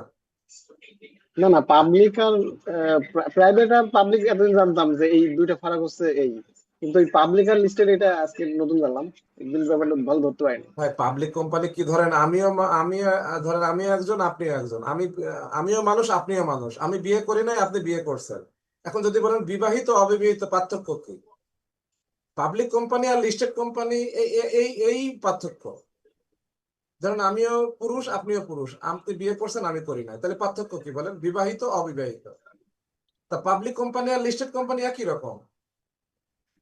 আর বিবাহিত করতে গেলে তো আগে পুরুষ হইতে হবে, তাই না? তা লিস্টেড কোম্পানি হইতে গেলে আগে পাবলিক হইতে হবে, পাবলিক না হলে তো লিস্টেড করতে পারবে না। তার মানে সব লিস্টেড কোম্পানি পাবলিক কোম্পানি, কিন্তু সব পাবলিক কোম্পানি লিস্টেড কোম্পানি না। বুঝছেন কিনা? এতটুকু পার্থক্য, এর বেশি না। জি স্যার, চমৎকার পাবলিক উদাহরণ সেক্ষেত্রে দিয়েছেন public, sir. Public limited company এই শেয়ার কেনার আছে তো তাহলে কি করতে পারবে? হ্যাঁ হ্যাঁ, পাবলিক কোম্পানিটা কি তাহলে শেয়ার কেনা বেচা করতে পারবে শুধু লিস্টেড না হয়? না করতে পারবে না। কারণ পারবে আমাদের না, একটা আচ্ছা। আমাদের একটা আইন আছে, সিকিউরিটিজ এন্ড এক্সচেঞ্জ অর্ডিন্যান্স 1969, যেটা আমাদের পুরো শেয়ার মার্কেট কন্ট্রোল করে, পুরো ক্যাপিটাল মার্কেট কন্ট্রোল করে। একটা আইন আছে সিকিউরিটিজ এন্ড এক্সচেঞ্জ অর্ডিন্যান্স 1969, সেখানে বলা হয়েছে কমিশন, বাংলাদেশ সিকিউরিটি এক্সচেঞ্জ কমিশনের অনুমতি ছাড়া কেউ শেয়ার কেনাবেচা করতে পারবে না, পাবলিকলি শেয়ার কেনাবেচা করতে পারবে না। তারপরে কেউ প্রসপেক্টাস ইস্যু করতে পারবে না, তারপরে কেউ ক্যাপিটাল ইস্যু করতে পারবে না, মানে শেয়ার এরকম আইপিও করতে পারবে না। আমরা যে পাবলিক কোম্পানি আছি এরা তো পাবলিকলি শেয়ার বিক্রি করে না। এরা ধরেন 10 জন 20 জন বন্ধু বান্ধব আত্মীয় স্বজন বা পরিচিতদের নিয়ে পাবলিক কোম্পানি গঠন করে, তাদের সার্টিফিকেট করে আপনি বাজারে, যেমন লিস্টেড কোম্পানি শেয়ার সার্টিফিকেট বা শেয়ার বাজারে বিক্রি হয়, তাই না? শুধু কমিশন বলছে যে পাবলিক কোম্পানি করতে পারবেন, কিন্তু শেয়ার বাজারে বেচা কেনা করতে পারবেন, মানে বাজারে বেচা কেনা করতে পারবেন। তাহলে স্যার প্রাইভেট থেকে পাবলিক হয়ে সুবিধা কি হলো? সে তো পাবলিক থেকে সুবিধা, ক্যাপিটাল পাবলিক কালেক্ট করতে কোম্পানির পারবে না। সুবিধা হচ্ছে আপনি 100-200 জন শেয়ার হোল্ডার বানাইতে পারবেন, কিন্তু আপনি এই শেয়ার হোল্ডার বানানোর জন্য পেপারে বিজ্ঞপ্তি দিতে পারবেন না। মানে আপনি যেমন লিস্টেড কোম্পানি পেপারে বিজ্ঞপ্তি দিয়ে শেয়ার কিনুন, শেয়ার বেচুন বা আইপিও করুন, হ্যাঁ। কিন্তু পাবলিক কোম্পানি যারা আছে তারা পেপারে বিজ্ঞপ্তি দিয়ে শেয়ার হোল্ডার কালেক্ট করতে পারবে না, এবং মানে পাবলিকলি আমি শেয়ার বেচা কিনা করতে পারবে না। লিস্টেড কোম্পানি যেভাবে শেয়ার বেচা কিনা করে ওইভাবে করতে পারবে না। স্যার অনেকটাই তো প্রাইভেটের মতো হয়ে গেল স্যার। হ্যাঁ শুধু ভলিউমটা হ্যাঁ মানে সেটা গ্রাহকের ঠিক আছে, ভলিউমটা বেশি, আর কিছু না। হ্যাঁ এটা ঠিক, আপনার কথা ঠিক আছে, যে যদি লিস্টেড না হয় তাহলে পাবলিক কোম্পানি প্রাইভেটের মতোই আচরণ করতে হয়, বুঝছেন? মানে শুধু আসলে লিস্টেড না হইলে নিতে পাবলিক পারবে, কোম্পানি, শেয়ার হোল্ডার বাড়াইতে পারবে, আর তো হ্যাঁ, কোনো কিছু সুবিধা পাবে না। না আর কোনো কিছু সুবিধা নাই, ঠিক আছে। ডাইরেক্টর বাড়াইতে পারবে। যদি লিস্টেড না হয় তাহলে প্রাইভেট পাবলিক মোটামুটি একই রকম, শুধু পাবলিক কোম্পানিতে শেয়ারটা বেশি আপনার, আপনি বেশি লোকের কাছে শেয়ার ইস্যু করতে পারবেন এই। তাছাড়া পাবলিকের মতোই আচরণ করতে হবে, লিস্টেড কোম্পানির আচরণ করতে পারবেন না আপনি, কোনোভাবেই করতে পারবেন না। এই জিনিসটা পুরোপুরি আজকে নতুন জানলাম স্যার, এটা একেবারে জানা ছিল না। না জানবেন, আমিও তো অনেক স্যার কিছু জানি না, ঠিক আছে বলেন। স্যার অ্যানুয়াল রিটার্নের ক্ষেত্রে কোনো ফরেন কোম্পানি বা অন্যান্য এই যে পাবলিক বা প্রাইভেট বা ওপিসি এদের ক্ষেত্রে কোনো আলাদা কোনো নিয়ম আছে না, সবার একই? না, পাবলিক ফরেন কোম্পানি আলাদা, ফরেন কোম্পানির রিটার্ন গুলোই আলাদা, ওদের রিটার্ন অ্যানুয়াল মনে হয়, হ্যাঁ ওদের আমাদের যেমন অ্যানুয়াল রিটার্ন শিডিউল 10, ফরেন কোম্পানির অ্যানুয়াল রিটার্ন কত যেন 35, 36, 36, 37, 38, 39, ওদের ফর্ম গুলো আলাদা। স্যার ওইটাও তো একদিন দেখা উচিত। হ্যাঁ দেখা উচিত, আমাদের এখানে কোনো ফরেন কোম্পানির কেউ আছেন কিনা? নাই স্যার, ভবিষ্যতে কাজ হইতেও পারে। কারণ ফরেন কোম্পানির ইউজার আইডি পাসওয়ার্ড দিলে ওদের সফটওয়্যারে ঢুকতে হবে, বুঝতে পারছেন? তবে ওদের সহজ, ওদের অনেক কিছু কম, কমপ্লায়েন্স অনেক কম, ফরেন কোম্পানির কমপ্লায়েন্স অনেক কম, সিম্পল ওদের। ওদের ওই বিদেশে যে কোম্পানি আছে না, ওই বিদেশি কোম্পানির অডিট রিপোর্টটা নিয়ে আসতে হয়, নিয়ে আসে ওই ওই অডিট রিপোর্ট দেখে দেখে ওদের ইয়ে করতে হয়, ওদের ফিল আপ করতে হয়। এই। তা যাই হোক, আরেকটা ভাই কি যেন প্রশ্ন,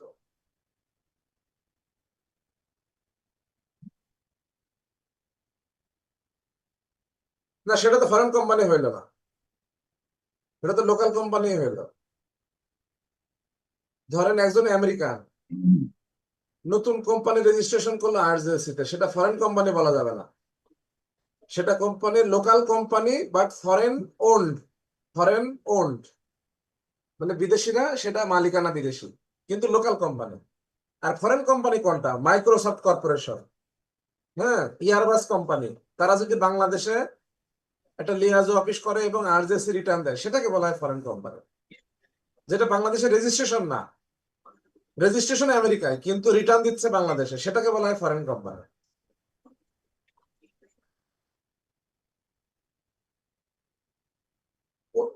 ওই যে লিয়াজো বিডা, লিয়াজো হচ্ছে বিডার কাজ, বিডার যে ক্লাসটা হবে ওখানে আলোচনা করে। আপনাকেও বলে দিলাম, ওই দিন আপনি লিয়াজো অফিসে নিয়ে কোশ্চেন করেন, ওই দিন বলবেন।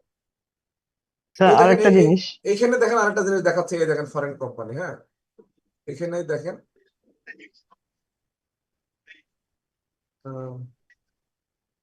ফরেন কোম্পানির আলাদা ইয়ে আছে। আর স্যার এই লিয়াজ অফিসের ব্রাঞ্চ অফিস কি এক না আলাদা? হ্যাঁ হ্যাঁ, লিয়াজ অফিস ব্রাঞ্চ অফিস এই দুটো কি এক না আলাদা? কাছাকাছি, কাছাকাছি, ব্রাঞ্চ লিয়াজো অফিস একই রকমের রেজিস্ট্রেশন। বিডার থেকে পারমিশন নিতে হয়, ঠিক আছে, লিয়াজো অফিসের পারমিশন নিতে হয়, ব্রাঞ্চ অফিসের পারমিশন নিতে হবে।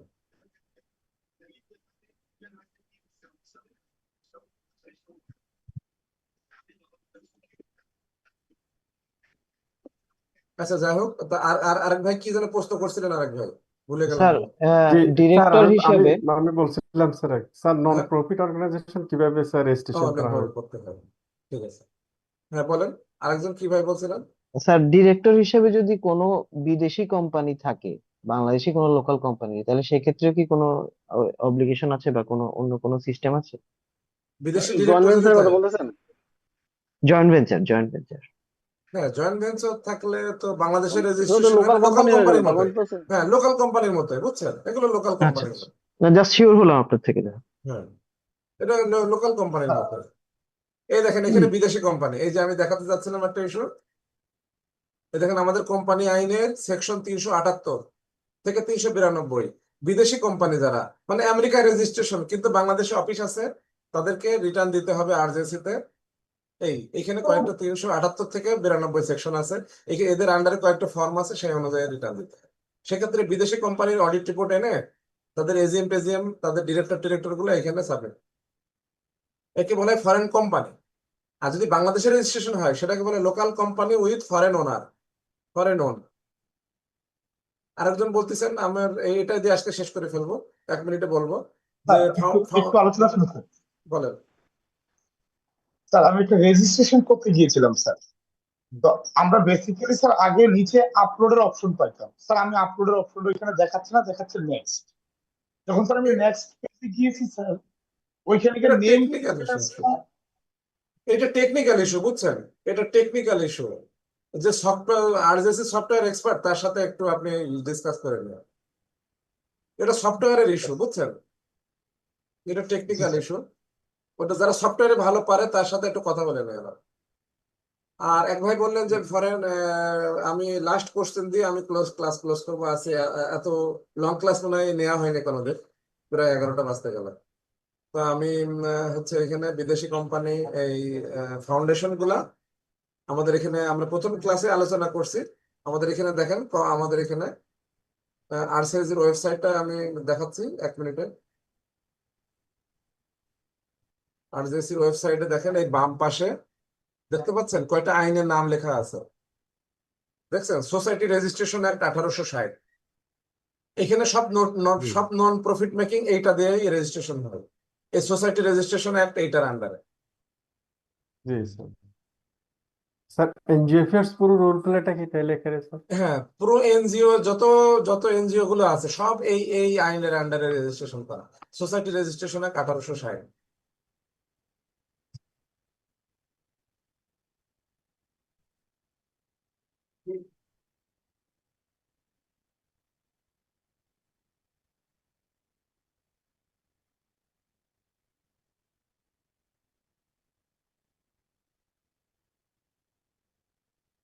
আপনাদেরকে কিন্তু আমি আগেই বলছি, হ্যাঁ, আগেই বলছি এইগুলো আসলে আপনারা যাদের রিটার্ন আছে, আপনারা যারা রিটার্ন আছে আপনাদের হাতে, হ্যাঁ, একটা রিটার্ন করেন। একটা কোম্পানি, আপনারা তো এখানে অনেকেই আছেন যাদের কোম্পানি আছে, একটা রিটার্ন করেন, এখানে সবাই দেখতে পারবেন। একটা কোম্পানি রেজিস্ট্রেশন করেন, সবাই দেখতে পারবেন, শিখতে পারবেন। আর অ্যানুয়ালিটা তো দেখাই দিলাম। আপনি আপনি জানতে চাচ্ছেন কোনটা বিষয়ে?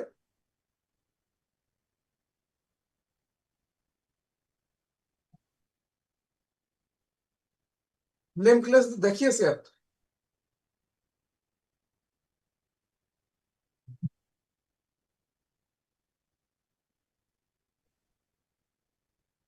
কারণ নেম প্লেস তো আমি দেখাইছি, অনেকবারই দেখাইছি।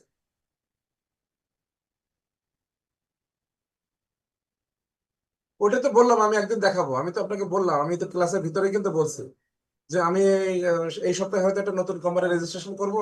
রেজিস্ট্রেশন করলে প্রসেসটা আপনাদেরকে প্র্যাকটিক্যালি দেখা দেবো, ঠিক আছে? স্যার এখানে কি স্যার এনজিওএফএস পুরোর ইনফরমেশন আছে হ্যাঁ হ্যাঁ হ্যাঁ সোসাইটির? হ্যাঁ হ্যাঁ। এনজিওএফএস পুরো? না না না, এখানে শুধু আরজেসি তাহলে রেজিস্ট্রেশন, এখানে শুধু আরজেসি জি রেজিস্ট্রেশন। এনজিএফএস ব্যুরো একটা, আচ্ছা আমি যতটুকু জানি, প্রথমে ফাউন্ডেশন করতে হয়, ফাউন্ডেশন করে তারপর সমাজ কল্যাণের পারমিশন নাই, এনজিও ব্যুরোর পারমিশন নাই, মাইক্রো ক্রেডিটের পারমিশন নাই।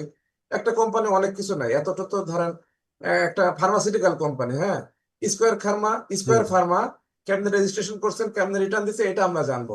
কিন্তু স্কোয়ার ফার্মা নিতে গেলে যে ড্রাগের অ্যাডমিনিস্ট্রেশনের নেয়, অ্যাটমিক এনার্জির পারমিশন নাই, ফুড অ্যাডমিনিস্ট্রেশনের পারমিশন নাই, ভ্যাটের পারমিশন নাই, ওইগুলো তো ভাই আমাদের এই ক্লাসের ভিতরে আসবে না, আর ওটা আমরা এক্সপার্টও না। জি একটা কোম্পানির 100টা লাইসেন্স লাগে, তার ভিতরে এনজিও অ্যাফেয়ার্স ব্যুরো, প্রধানমন্ত্রীর দপ্তর, মাইক্রো ক্রেডিট, তারপরে ড্রাগ অ্যাডমিনিস্ট্রেশন, তারপরে VAT, tax, BIDA, export licence, import licence, trade licence, আর অ্যাটমিক এনার্জি কমিশন, আর কি কি পরিবেশ ছাড়পত্র, কলকারখানা, আর কত কি বলবো, ঠিক আছে? জি।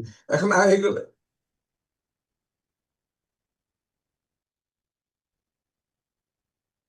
এটা তো আপনি বিশাল সমুদ্রের মধ্যে ফেলাই দিলেন আপনি।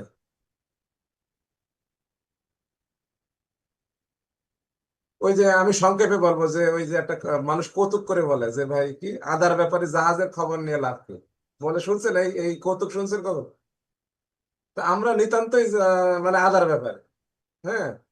And একটা কোন কোম্পানি কত ধরনের লাইসেন্স লাগে, ধরেন একটা কোম্পানি হসপিটাল করতে শুনে 100টা লাইসেন্স লাগে, ফার্মাসিউটিক্যাল করতে কোম্পানি করতে 200টা লাইসেন্স লাগে, তারপরে জুট ইন্ডাস্ট্রি আছে, হ্যাঁ, তারপরে আপনার লেদার ইন্ডাস্ট্রি আছে, কেমিক্যাল ইন্ডাস্ট্রি আছে, তারপরে আপনার ইপিজেড এর ইন্ডাস্ট্রি আছে, তারপর বড় বড় ফরেন বায়ারের গার্মেন্টস ইন্ডাস্ট্রি আছে। এগুলো তো আসলে কি কি কমপ্লায়েন্স লাগে, এটা তো খুবই ডিফিকাল্ট, আর এগুলো খুবই প্র্যাকটিক্যাল। যে যে ইন্ডাস্ট্রিতে আছে সে বলতে পারবে। স্যার ওকে, একটা প্রশ্ন ছিল স্যার, লাস্ট, সেটা বলেন। হচ্ছে ফাউন্ডেশন কি স্যার এই সোসাইটি রেজিস্ট্রেশন অ্যাক্টের আন্ডারই হয়, এই আরজিসি দিয়ে করতে হয়? হ্যাঁ হ্যাঁ, স্যার এই যে অনেক বললাম, আগে 2000 প্রায় 12-13 সালের দিকে একটা ফাউন্ডেশন রেজিস্ট্রেশন দেখছিলাম, সেটা আরজিসি তে দেখি না, অন্য কোথাও করছে সম্ভবত। এটা কি তখন কি ছিল না এরকম কিছু? ফাউন্ডেশন, না আমি ঠিক বলতে পারবো না। আমাদের আইনটা তো 1860 সালে, আপনি কি দেখছেন আইনটা কত সালে? সেটা দেখি নাই স্যার আমার। সোসাইটি রেজিস্ট্রেশন অ্যাক্ট, এই যে দেখেন এখানে, দেখেন না, আমি তো দেখাচ্ছি, সোসাইটি রেজিস্ট্রেশন অ্যাক্ট 1860 সাল, দেখছেন? জি স্যার, জি স্যার। তাহলে কয়শো বছর আগের বলেন? না সেটা আগের, মানে আর এই আরজিসির আইনে আন্ডারে বলা কি হয়েছে, রেজিস্ট্রেশন এই করতে আইনে হয় বলা কিনা? আছে, আইনে বলা হয়েছে সোসাইটি করলে রেজিস্ট্রেশন করতে হবে। এখন কেউ যদি সোসাইটি রেজিস্ট্রেশন না করে সোসাইটি করে, সেটা তো আছে, অনেক কিছুই আছে তো বাংলাদেশে, বুঝতে পারছেন? অনেক কিছুই তো আছে, সেটা তো আর ধরা যাবে না, ওইগুলো তো আর ধরা যাবে না। আপনি স্যার যে একটা জিনিস শেয়ার করি, আপনি সেটা যে হচ্ছে যখন যে স্টুডেন্ট রেজিস্ট্রেশন, ছিলাম স্যার, হ্যাঁ একদম 2011-12 সালের দিকে, তখন আমি একটা এরকম একটা ফাউন্ডেশনের সাথে মানে যুক্ত ছিলাম আর কি। তো ওইটা যখন আমরা রেজিস্ট্রেশন করেছিলাম, তখন সম্ভবত রেজিস্ট্রি অফিস বা কোনখান থেকে ওখানে যে সিগনেচার টিগনেচার করছিলাম স্যার। বুঝতে পারছি, বুঝতে পারছি, ওটা সোসাইটি না, ওটা একটা ট্রাস্ট। আপনি যেটা কাজ করছেন সেটা ছিল একটা ট্রাস্ট। ওকে, ওকে, ওকে। কি বুঝলেন আপনি?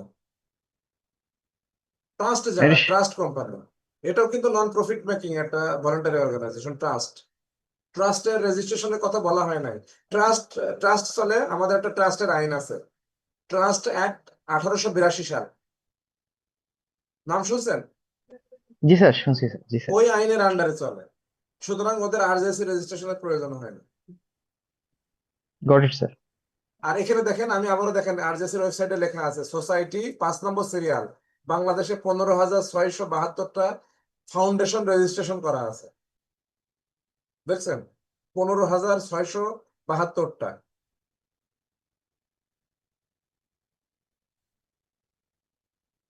এখন সোসাইটি থেকে ট্রাস্ট গুলো অনেক সময় রেজিস্ট্রেশন করে, অনেক সময় করে না।